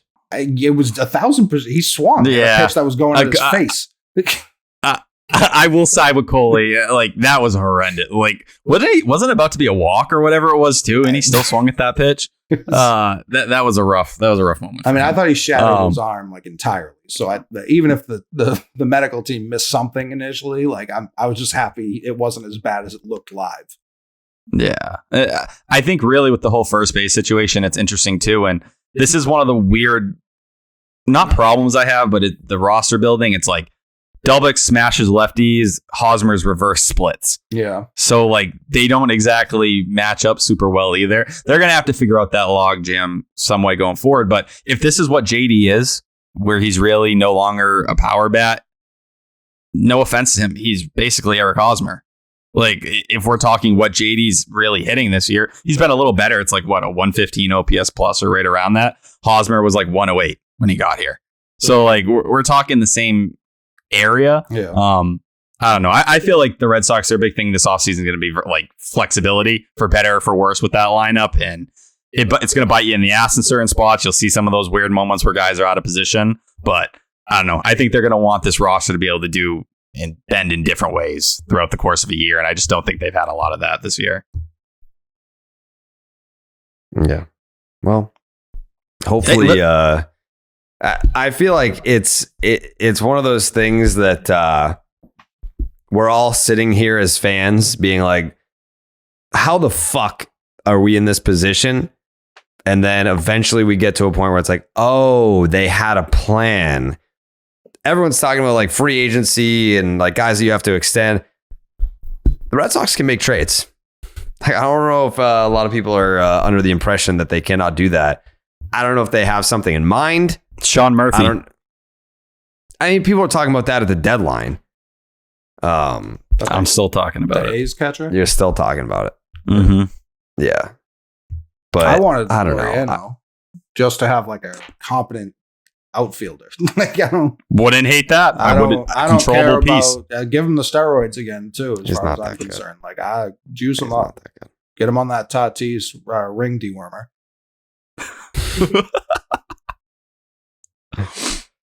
Yeah, that's kind of what I'm arriving on is they have to have a plan. They have to have a plan. One would hope. Yeah, you can't just be all right, we're going to try and bring back Nate Eovaldi and not even JD. Who am I? Xander. Oh, Bogarts. Yeah. Yeah. Xander and call it a fucking off season. You're not going to go do that. Grab a couple scrap heap relievers like you've done in the past. There has to be some sort of I'm not saying you got to go for it, but there has to be some move this off season that makes, I guess, fans and media alike go oh, okay. Yeah. All right. I see you. I think we'll see that. I think that move, and listen, I know Sean Murphy. I like Sean Murphy a lot. They were looking for that move at the deadline. They just couldn't get it. They couldn't find it. Sean Murphy was going to cost way too much. They wanted 2 out of 3 or your top 3. You're not going to do that right now. No. You'll see, it's probably not going to be Sean Murphy, but another piece. They're looking for some kind of controllable impact part. I think a foundation piece. It's just they're not Heim. The big thing about him so far, he needs to win the deal. It's a little Danny Ainge-esque, in my opinion, where he really wants to kind of rob a team, or at least at the front of it, feel like he's outsmarting them or looks smarter than them. And he's had times when he's done it. He's had times when he hasn't so far. But But I think there will be a move of that or something like that we see during the offseason where it's like, oh, all right, like that guy's going to be here for the next 3 or 4 years, and he's part of the core we view for this team. I'd love to know if they put in a claim on Franmil. I was praying. I wanted that so damn bad. Where did he end up? Cubs. Chicago. Already hit a homer for him, too. Like it sucked too, because it was like, how would you make it work in the outfield? But if you're talking about having a guy who you could say, all right, this will be our DH. Right. Yeah, he's had one bad year, mash multiple years in a row in Cleveland. And I guarantee he's going to mash, now that he's in with Chicago with team control. That's the kind of piece you kind of hope you could cling to. And it'd be a little bit of a reclamation project based on where he's at. But those are the pieces they need. They need controllable guys. And I think that's why the Hunter Renfroe thing gets so many people frustrated, because that's a guy you could have had, for this year and beyond. The revisionist history of Red Sox fans, and it's every fan base, but I only care about one. The revisionist history, I've seen more people being like, whoa, man, why did we ever trade Benintendi? Oh, man. Like, oh, spare me. Hunter Renfroe, people wanted him DFA'd in the middle of the playoffs last year. I've never seen someone more ready to leave than Hunter Renfroe. He did his 1 year here, and he was like, get me the fuck out of here. He had his bags packed before the playoffs started. That's not a fun thing to say. That's a fact. He had his apartment packed up before the playoffs started, like, because he thought we were losing to the Yankees, and it was evident in how he played.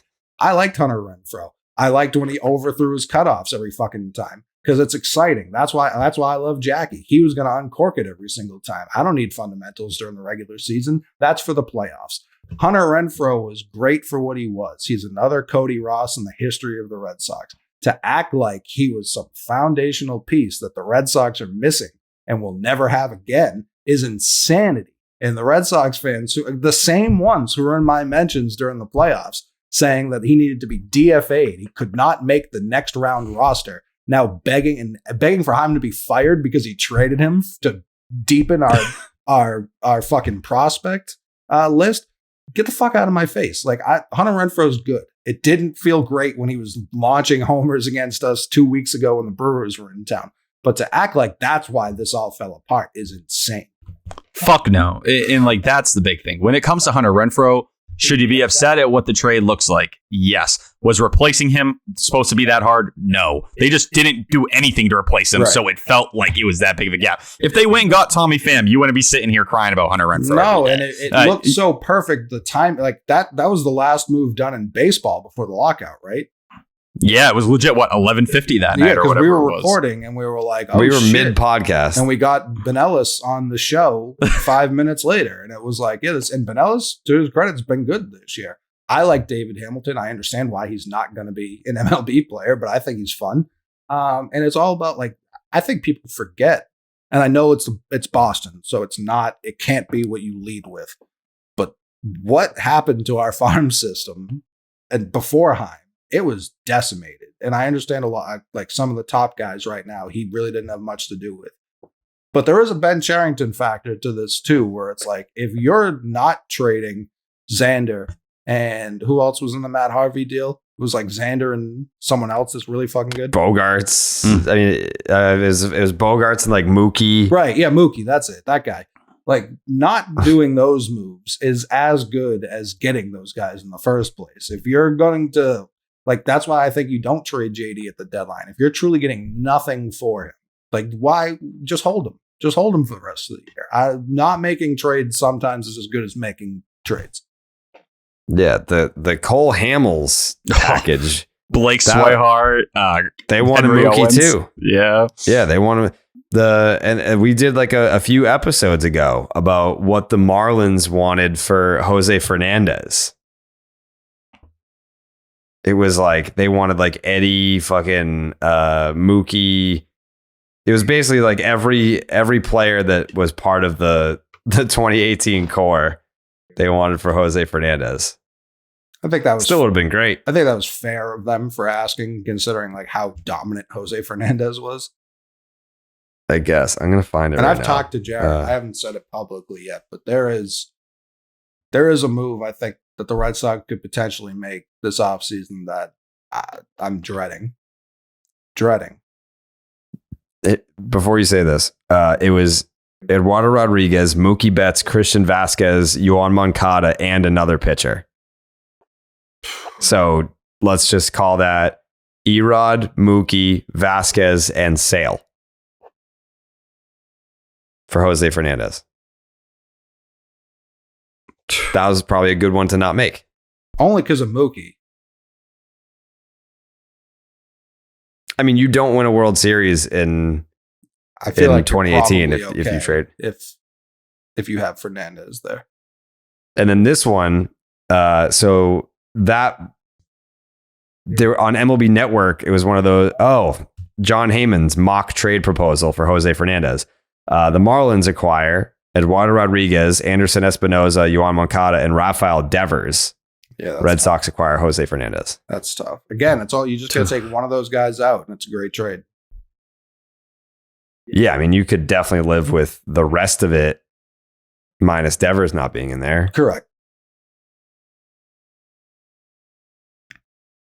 Well, there's two things that concern me when we talk about roster building. One of them is ownership going to keep Heim in metal in what he's doing. Like, he has a plan and it gets a little derailed by ownership wanting to make a splash of some sort that doesn't necessarily line up with his vision. Pablo Hanley 20, with Ben Cherington, put the pressure on him, go spend money to bail yourself out.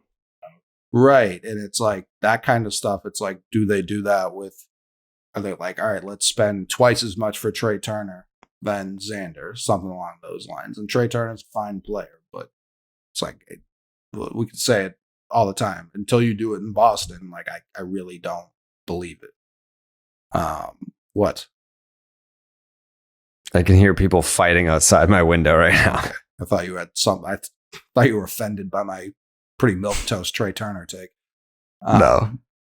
The thing that terrifies me the most about this offseason, I texted it to Jared, I think he sees the vision, is them just outbidding the poverty Yankees for Aaron Judge. And that would sicken me. Because I think it's not real. Like, there's a fit, there's a need. I don't think it's like that out of the we know the I don't understand Yankee fans who want him to win MVP. That's just pricing him out of New York more. Like, not the city of New York, because the Mets will pay, but the Yankees, I see no way the Yankees give him what he wants. None. So in this world, Coley, do they choose not to pay Rafael Devers, or are they looking at Judge Devers as their... Yeah, I think they don't pay Xander in this scenario.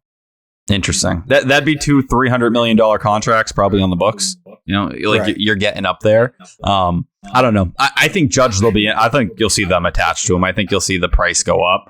But I don't know. It feels like a lot of those things that would push you away, at least in Chaim Bloom's mind. It'd have to be ownership that would force him to make a deal like that. That's exactly. Yeah, because it's not Chaim, but just like Ben Cherington wasn't Hanley and Pablo Sandoval past their primes and hoping those guys are going to carry your franchise. Like, you have a guy in Xander Bogaerts who I think personally his market's going to surprise him a little bit. I think it's going to be less than him and Scott Boras initially thought coming into the year. Because the defense has been better this year. I give him a lot of credit. He, in terms of ground balls, has been the luckiest hitter in all of baseball this year. The power has declined for the fourth year in a row. I like Xander Bogaerts a lot. I'm curious. Maybe there's a poverty franchise out there that pushes you a little bit for him. But I don't think he's going to have the exact market a lot of people thought he was going to have. I think he's going to settle in right around 26 to 27 AAV. And more, and the Red Sox won't look as crazy in terms of what they kind of evaluated him as for 1 year in terms of what the price could be. Obviously, the offer they gave him was insulting because it was just an extra year tagged on. But I think they're going to end up getting him at a better price than if they tried to pay him the previous offseason. For sure. And again, like they're going to use it against him, the fact that he still wants to be here. And I love Xander. And one of the things I love about him is he'll bend the knee because of that. The Red Sox know they have his heartstrings. Yeah. And again, to your point, if the market isn't what Scott Boras had anticipated, I mean, if you're not going to, he's obviously going to use Carlos Correa as the benchmark. They'd be like, yeah, like let's get between 32 and 35. And then teams are going to be like, how about How about 22? You know, like it is what it is. I honestly, I think Xander will be back. I'm not going to say take that to the bank, but my gut feeling is that Xander is back. I don't think that we're going to look at his contract and say, wow, they really fucking bent him over a barrel there. Like he got a shit deal. I think it's going to be like, yeah, that makes sense. Given where things are at right now, that makes sense. They didn't overpay. It's like right in the wheelhouse of what we were expecting. I just think based on like before the season where Boris was throwing around Seager and he was throwing around Carlos Correa, you're not getting 35. I'm sorry, No. Xander. You're not getting 35. No. I'd be surprised. I think if he goes to a poverty franchise, maybe he could get 30. But it's still, that would such surprise a me. Bad free agent class, and all it takes is one team.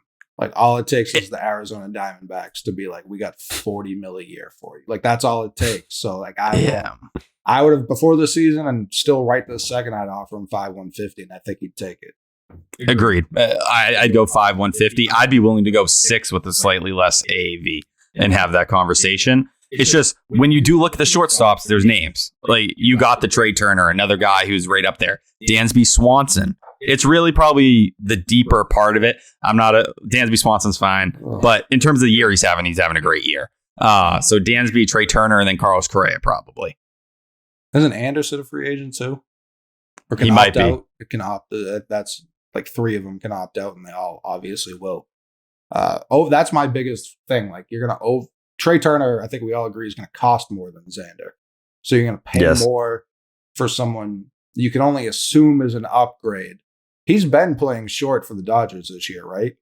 Yeah. Okay, so he's got, I believe, the 4th worst outs above average in baseball. So you're going backwards in defense. And Xander's defense has always been harped on because in the regular season, he's like, I'm too cool to try. And then in the postseason, he does shit like last year where he's doing perfect relays, throwing people out at home and making T-shirts to wear the next day to show it, rub it in your face. Like, yeah, I'm actually really good at this. Dansby Swanson, I'd be furious. At that point, I'd be like, let's just play Jeter Downs and save the money. Like, I genuinely prefer. Bring up Matthew Lugo, have him go, I don't care. Like, just start Meyer. What's the worst that's going to happen? I'd rather start Meyer. And Dansby Swanson's fine. He's fine. If that's where you're putting your money rather than paying Xander, just play Meyer. Put Rafael back at short. Like, those are better options. That's the thing. It's just you have the money coming off the books. Like, there's really just no excuse. There's none overall. David Price's money's coming off the books. You don't have to pay JD Martinez. Like, you have some starters now. Garrett Whitlock, super team friendly. Cutter Crawford looks like he's a back end big league starter. Definitely. Let's got to see a little bit more from him, obviously. But, you're going to be saving money in other spots here. There's no need to cheap out on the guy that's the leader in your clubhouse. And, I kind of did want to hear your guys' thoughts on him not talking to the media after Saturday night. But I don't know. It just, if you're going to go pay Trey Turner or Dansby Swanson, like, definition of overthinking when you have the solution right in front of you and it actually gives you, like, Xander may regress to some degree. Maybe he's never not the power hitter he once was, in those big 2018, 2019 years. But we've seen Xander Bogaerts live the way he's living and be a very good hitter. Early in his career, that's how we got by. Even this year, ranked against other shortstops, he's still he's top up there 5 in with everybody. Most categories. Like, yeah, I think OPS plus he's like top 3, maybe top 2. Yeah. It's just, if the power's not there, the power's not there. Maybe he's been getting lucky on ground balls. Still, Xander Bogaerts is going to hit. He's not going to fall off the face of the earth in that sense. Maybe he's not your true middle of the order bat, but that doesn't mean he's not going to be a key bat for you for, still another 3, 4, 5 years minimum. And once he gets this contract, and I've been saying this for 2 years now, once he gets this next contract, you'll hear his tone change drastically on like where he plays defensively. He wants to get paid like a top shortstop. If you move him before his contract, he knows he won't get that. He's not going to take $18 million a year to be a corner outfielder. Like, give him his money and then he'll move. Like, you don't have to overthink this too much. And it came out during the offseason that he was willing to move. Right. People forget that. He wanted to stay at short for a year or two, whatever. Get your deal. He's earned that right. And he's played this year and handled shortstop just fine. But he will move. Can Trevor Story play shortstop? Fair conversation. You can question that based on where his arm is at this point. But Xander Bogaerts, I think, could give you still quality shortstop. I think Trevor Story easily could be the best defensive second baseman in baseball.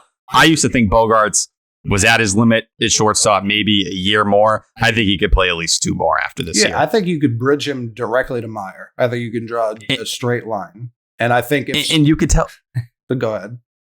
No, and then you could tell Xander, Coley, you're 100% right. It's like Meyer's gone to high A.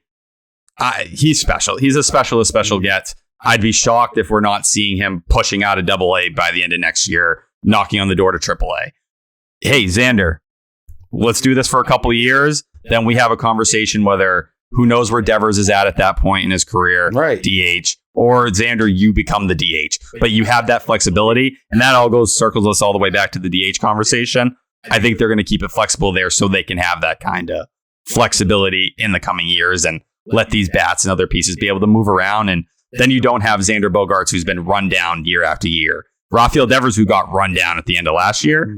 It helps you preserve all of these guys, Trevor Story included. And if Trevor Story wants to look real big picture, he's got an outside shot at the Hall of Fame if he stays at second this whole contract. Like, it's the gray ink. It's not crazy. The gray ink, the black ink isn't agreeing with it at this moment, but he stays at second these next couple of years. He's looking at one of the stacks a couple Gold Gloves at second. Like, it's not out of the conversation.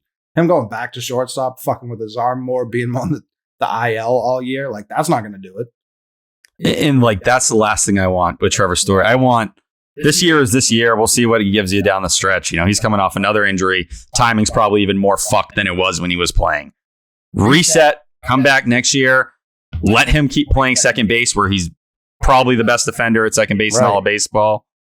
Let him go. Just let him take flight. He will get back to at least being he was going to be, let's be real, at least he was at 15 home runs already. He was going to get close to 30 jacks this year and steal 20 bags easily. Like, if you're telling me his floor is 30-20, and that's where we're at with Gold Glove defense, trust me, I'm fine betting on Trevor Story going forward and him being a key piece on this team.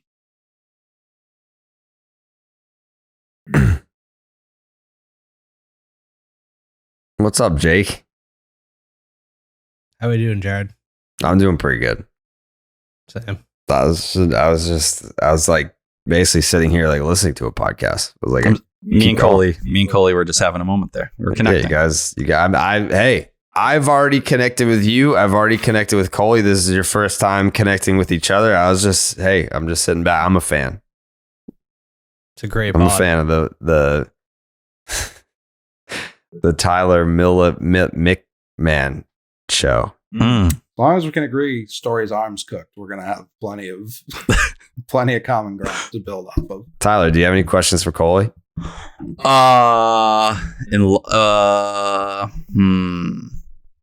a good question. Coley, favorite prospect in the system right now? Not saying best, who you think's number one. Who's your favorite? Is it Rafaela? Yeah. Rafael is special. He's real special. Because I have concerns about him personally. He would have been one of the prospects I would have heavily considered moving. Oh, no. Oh. No. I get it. He's undersized. I get it. People who immediately compared him to Mookie, I didn't need that to happen. Like, we shouldn't be doing that. So just because it's like another short, darker fella, like, you can't just throw that around. That we're talking about the best homegrown player in team history. You can't just do that. But my favorite guy in the system is probably Big Joe Davis. Oh, okay. That's all I need to hear. Yeah. Man of culture. I mean, we're talking DH. Not a guy I expected really to be in these conversations, but if Nico Cavadas is going to do this at every fucking level, like, there may be a spot on the big league roster. Like, this guy, ever since he popped up at Notre Dame, like, all he does is just hit tanks. Like, it doesn't matter what level he's at. Obviously, I have a special affinity for Blaze Jordan since I drafted him. And my favorite prospect who should be in the system is James Wood. Heim just completely ignored me when I told him to draft him. So that was pretty rude. Kind of just got traded straight up for Juan Soto, but that's neither here nor there. My overall favorite prospect. I don't know. I'm like, there's a couple of the Dominican arms and real low A. Like they always, every time they pop up, I get super intrigued. I can't wait for. I think Pedro Miguel Blaise has been. Yeah, Miguel Blaise has been the one. I think if you're talking about the guy who's going to be the talk of the system in a year or two, holy shit. What people are saying about him down in the FCL, 5 tools. Like, I'm digging through like TikTok videos of he's been posting, and like you're seeing a true freak, like freak stuff. And like, I'll agree with you. Nico Cavadas, he's probably the name that's least talked about. And all he is, he's hit. He can't play the field. Even less athletic than Kyle Schwarber, if you can imagine it.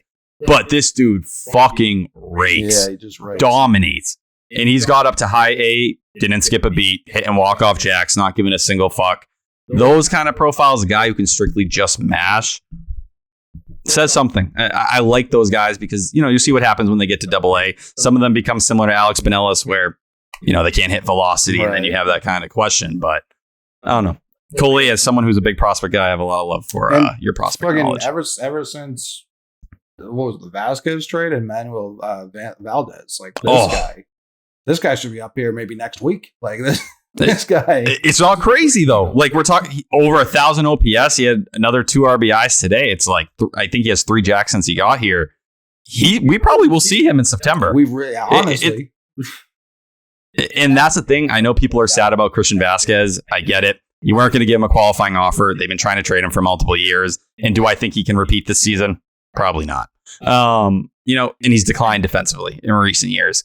Am I sad about Christian Vasquez not being here? No, not really at this point. I know some of the players are pouting about it. I get it. They were friends with him. Was that the right move? It was.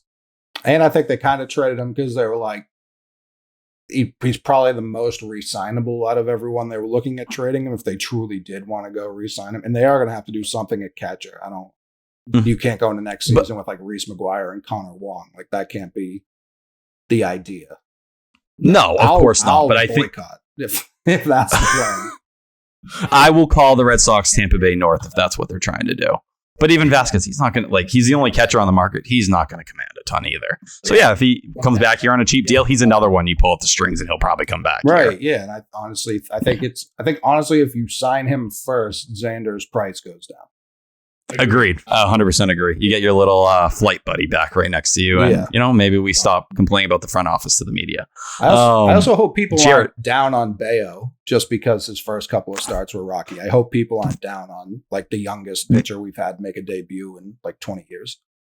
The only people fucking bitching about Brian Bayo are the sports radio hosts who didn't know who he was before he debuted. Right. I work in radio. I'll tell you right now, none of these guys knew who he was before then. They saw him pitch a couple times and they think they know who he is.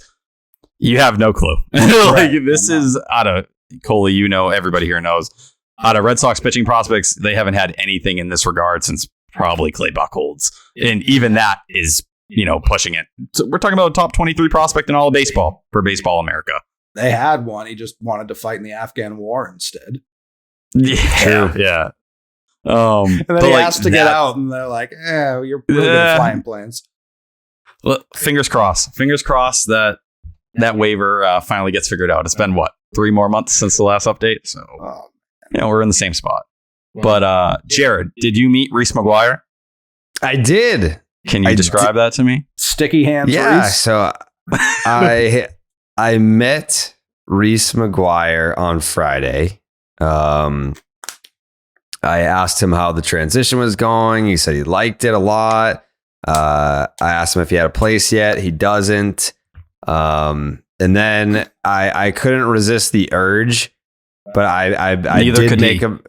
That's true. Folks. I did make a masturbation joke on what was that, Friday when he bunted. Mm-hmm.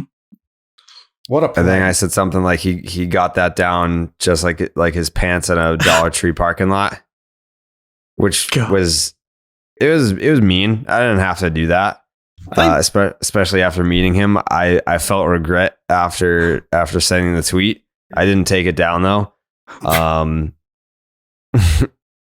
it is what it is. I didn't listen to the post game. Did anyone explain why that happened? Cora. Why he masturbated in a parking lot? Yes. Well, that should be answered every game. Why he bunted and no one moved. Cora basically was like, yeah, I don't really know, which made it sound like there was a missed sign there. It was Arroyo a third, right? Yeah. Arroyo was like, what? Yeah. Listen, Reese McGuire's hitting 500 and throwing guys out. I'm enjoying it. 750. Hitting 750? Yeah, I mean, he had 4 hits and 5 plate appearances in that series. That's even higher than 750. No, it's not. Or no, I lied. He had 3 hits and 4 at bats, 5 plate appearances, so he walked. No. He was 3 for 4. I don't know what the fuck because he didn't walk. I can't remember how he got on base. Did Chapman drill him? No, he hit Verdugo. Who did Chapman hit? Verdugo. Okay, yeah. Yeah.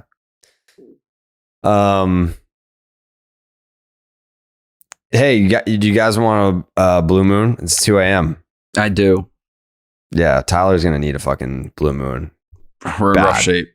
Yeah, he's in real rough shape. And baseball and beer go hand in hand. And Blue Moon is the perfect stadium companion with its bold flavor, bright explosion of color, iconic orange slice ritual, and authentic ballpark roots.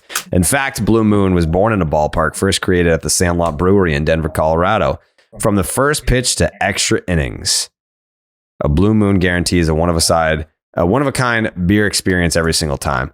I'm going to be drinking some Blue Moons tomorrow. We're probably going to have some Blue Moons on the stream on Tuesday. We didn't get to stream last week because I think we did 3 episodes of this podcast. And so that was kind of like the content piece for the week. So Blue Moons on the stream. Can't wait for that. From its refreshing flavor with Valencia orange peel for a subtle sweetness and hints of coriander. Blue Moon Belgian White is a one-of-a-kind beer that's made brighter. It's carefully crafted and full-flavored with refreshing notes and a smooth, creamy finish. Why strike out with the same old beer when you can get something that's one of a kind? Best served with a signature orange garnish to showcase its beautiful hazy color. A beer this good only comes around once in a blue moon, but you can enjoy it all season long. Break out of your same old beer slump. A Blue Moon Belgian White is one of a kind every single time, so get Blue Moon Belgian White delivered by visiting get.bluemoonbeer.com/Jared to see your delivery options. That is get.bluemoonbeer.com/Jared. Blue Moon, made brighter, celebrate responsibly. Blue Moon Brewing Company, Golden, Colorado Ale. Really quickly, because Coley's got to go to bed. Tyler's got to go to bed. The Klark's Ketchup Series MVP. Mm-hmm. Red Sox just won a series. Mm-hmm. We got to drizzle that ketchup. I'm not saying you guys have to vote for me. I'm not saying thank you. Don't feel pressure just because I'm here to vote for me. But I feel like a lot of people would. I don't know if you guys are. But I feel like if I'm ever going to get it, this would be time.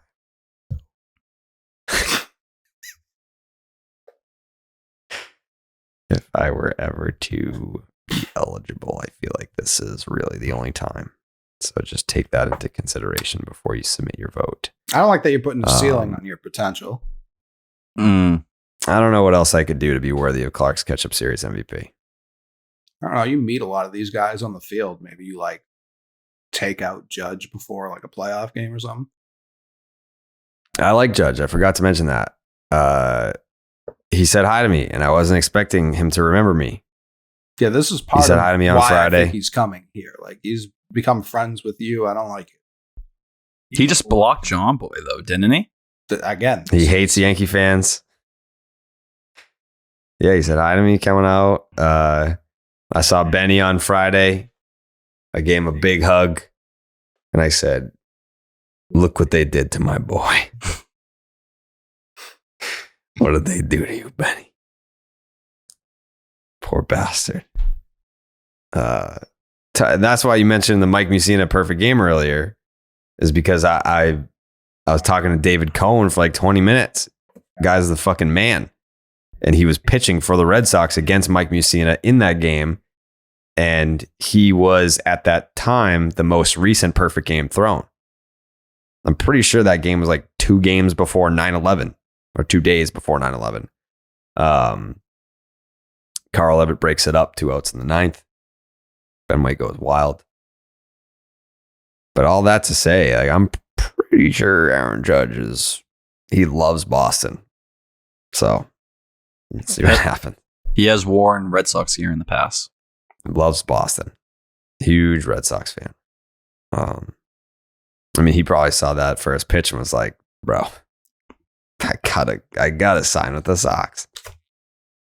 So I just don't think he's gonna stay with the Yankees for the fact that Juan Soto was very non-committal to the Padres in that press conference long term. You're gonna have the Stanton contract, the Cole contract, then you're gonna get. Would you rather have Judge in his 30s on a big deal, or would you rather have Soto at 25? I still think that they want Soto back. I think that they're choosing 25-year-old Soto over 32-year-old Judge by that time. That's just my theory. That being said, who's voting for me? Tyler? I'm sorry. Okay.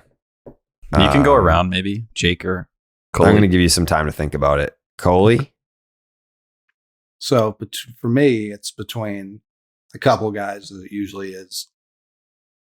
I know, what's her name from Showgirls? Jordan. She threw out a first pitch the other night. Wish I remembered her name. Who? Hers Jennifer Hudson? Yeah, Jennifer Hudson. Thank you. Yeah, she had the best. Why do I know that? Weekend. You're a big Showgirls guy. I love Showgirls. So yeah, Hudson's in there. She just had a real presence on the mound that you don't see from a lot of first pitch throwers.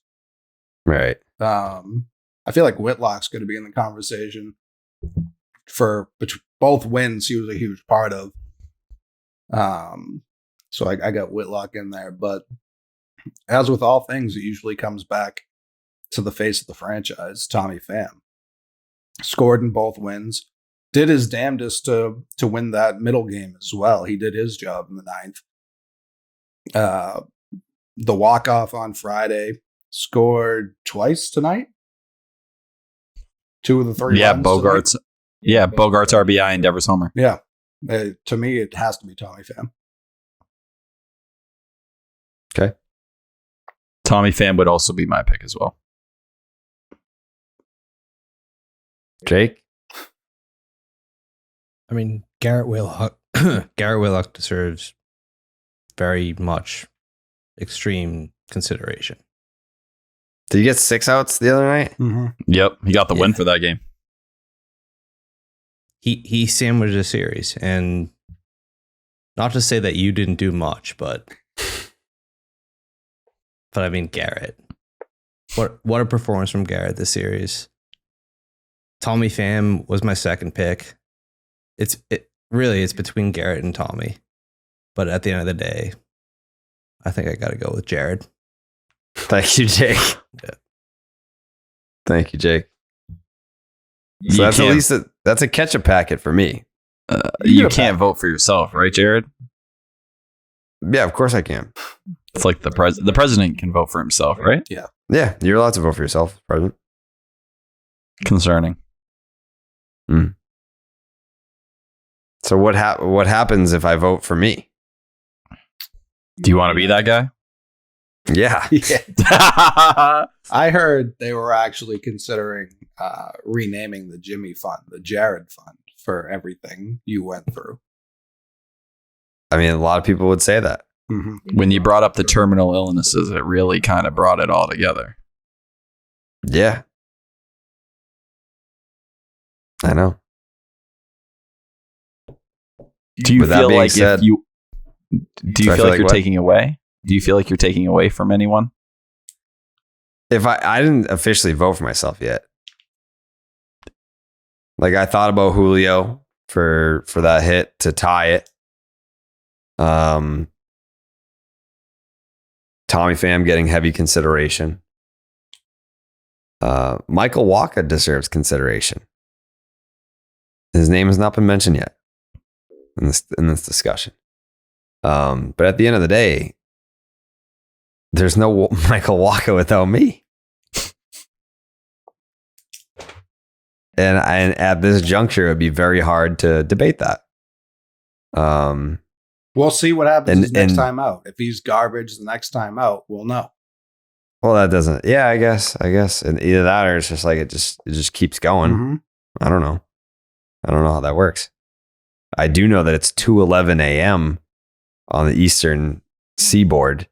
So if I vote for me, we don't have a Coley to just call. Like Pat's definitely drunk, asleep in a pile of his own piss. Pete's been asleep for 3 hours. Like we don't have a tiebreaker.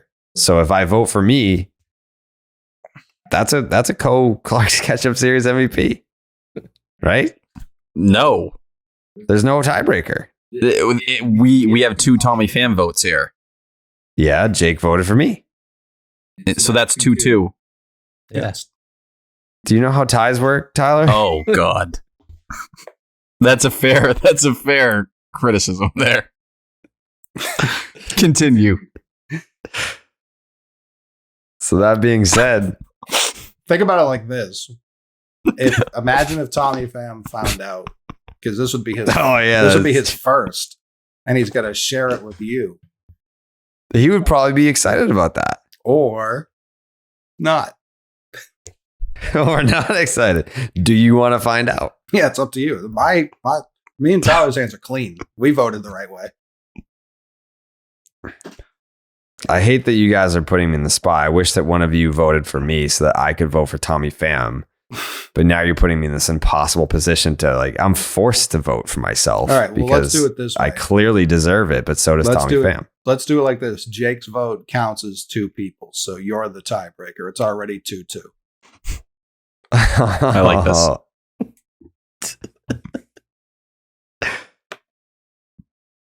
If I'm the tiebreaker, mm-hmm. If it's 2-2 and my vote is the one that counts as, here you go. Yep. Clark's Ketchup Series MVP.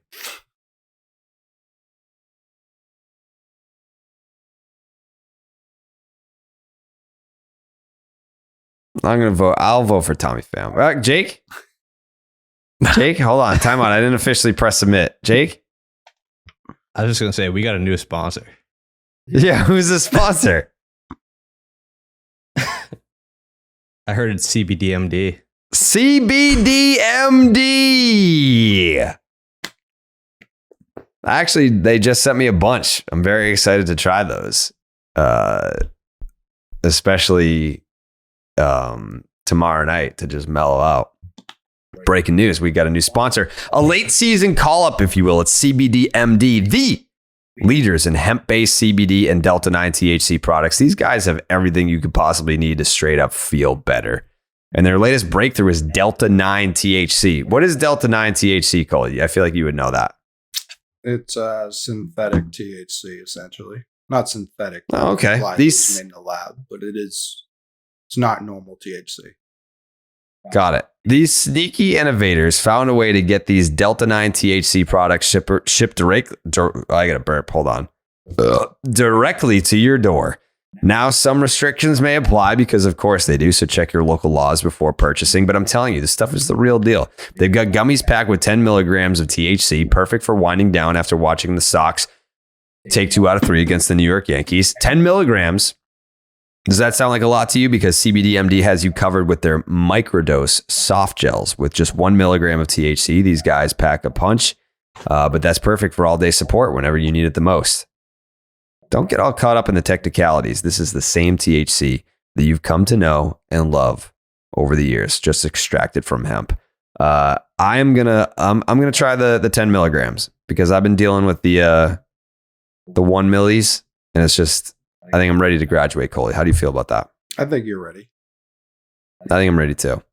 To learn more about Delta-9 and everything else CBDMD has to offer, just head to cbdmd.com. Once again, that is cbdmd.com for information, education, and the best damn gummies you've ever had. Must be 21 years or older to purchase Delta 9. Where were we? Clark's Ketchup Series MVP? Yeah. Something like that. All right. So this is the tiebreaker. My vote is the Clark's Ketchup Series MVP.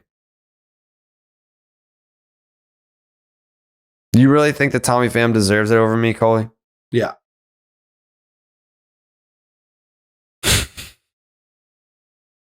No doubt. What? Why?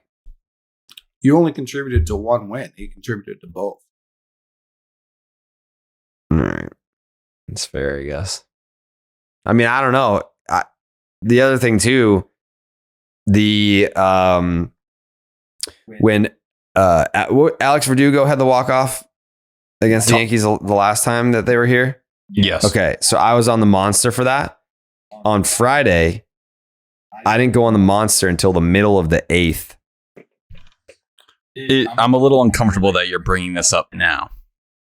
Yeah, on Friday night, I did not go on top of the Monster until the middle of the 8th, and that's when everything went down, and then the Red Sox walked it off. And so I kind of contributed to 2 wins as well You didn't bring this up until we were having this conversation. You can change your vote if you want. No, I'm not trying to change my vote. I just think it's kind of interesting. It feels like you're almost trying to, change the direction of me and Coley here. No, I mean, I've stated nothing but facts in all of this. Dishonest. All right, fine. I'll vote for Tommy Pham.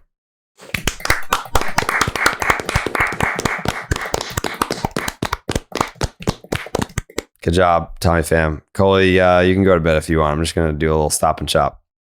I will. Thank you. All right. Good night. Sweet dreams, Coley. You guys Coley. too. The Stop and Shop look ahead. Brought to you by Stop and Shop. The Red Sox are off on Monday, so you have all day to listen to this podcast. Good for you. Then they go to Pittsburgh to play the Pittsburgh Pirates.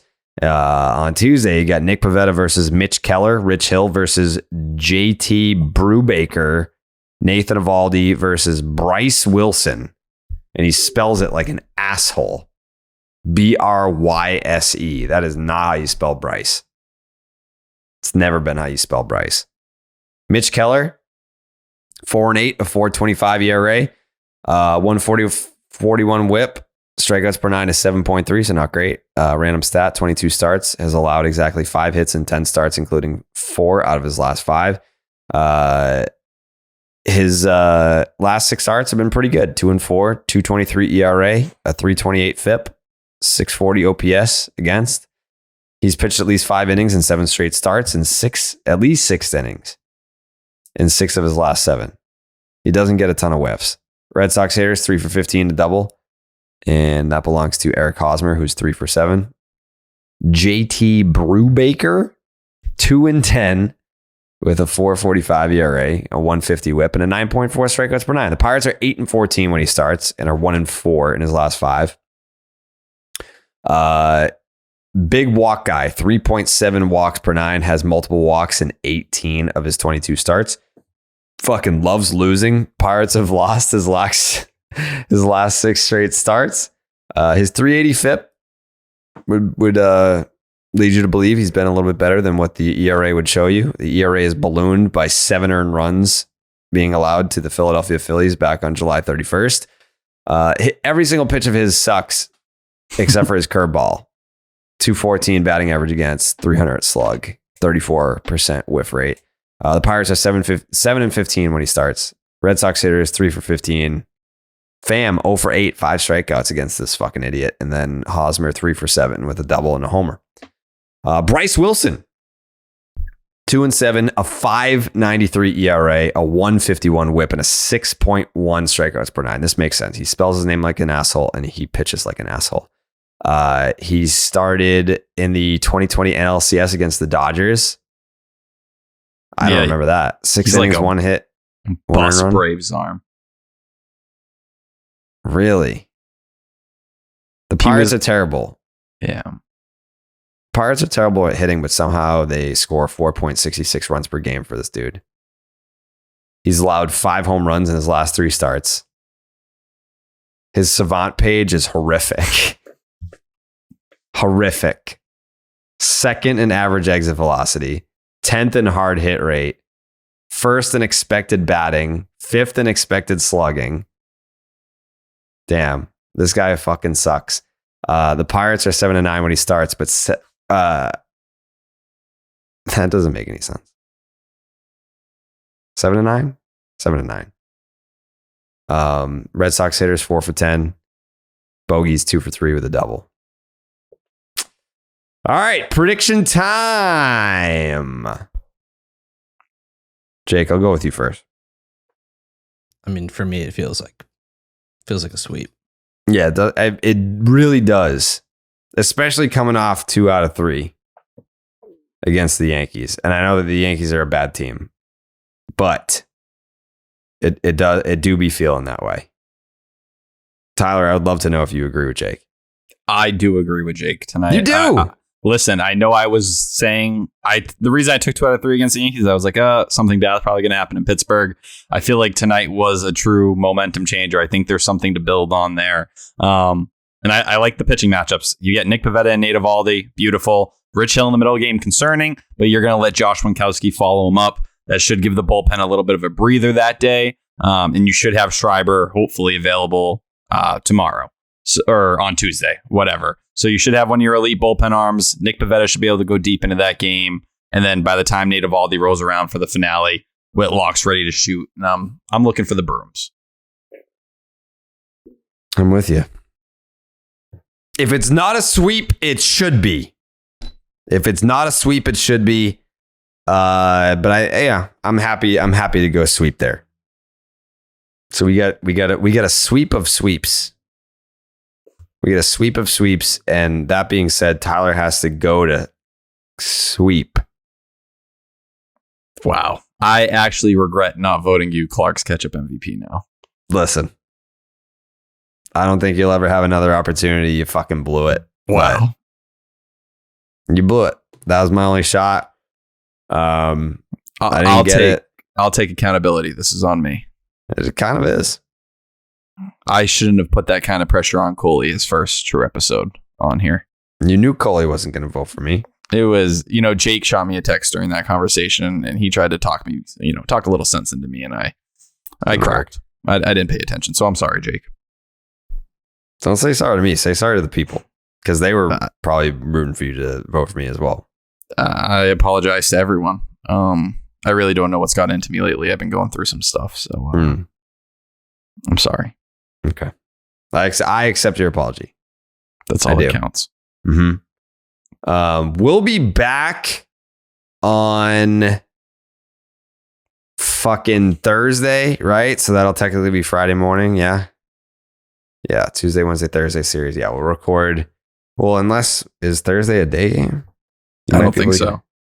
No. No, 7 p.m. All right. Then we'll be back on Friday morning. We appreciate you listening. Hope you enjoyed the show. Hope you enjoyed Coley being here. A little 2 hour and 20 something minute podcast. Tyler, thank you for being here. I know that sleep is not your friend. When the Red Sox are winning, fuck sleep. Fuck sleep. Red Sox are winning baseball games. Jake's another guy. He's fucking going to be up editing this goddamn podcast. So I'm going to stay in solidarity. I'm going to stay up until 4 to be like, you know what? If my guys aren't sleeping, I'm not sleeping. And that's how that leaders lead. Leaders lead. I'm actually just going to eat cookies. Really. Yeah. Again, I'm really sorry about the MVP. You're once again showing why you deserved it. Leaders lead. So, all right. We'll catch you Friday morning. Buenas noches, amigos.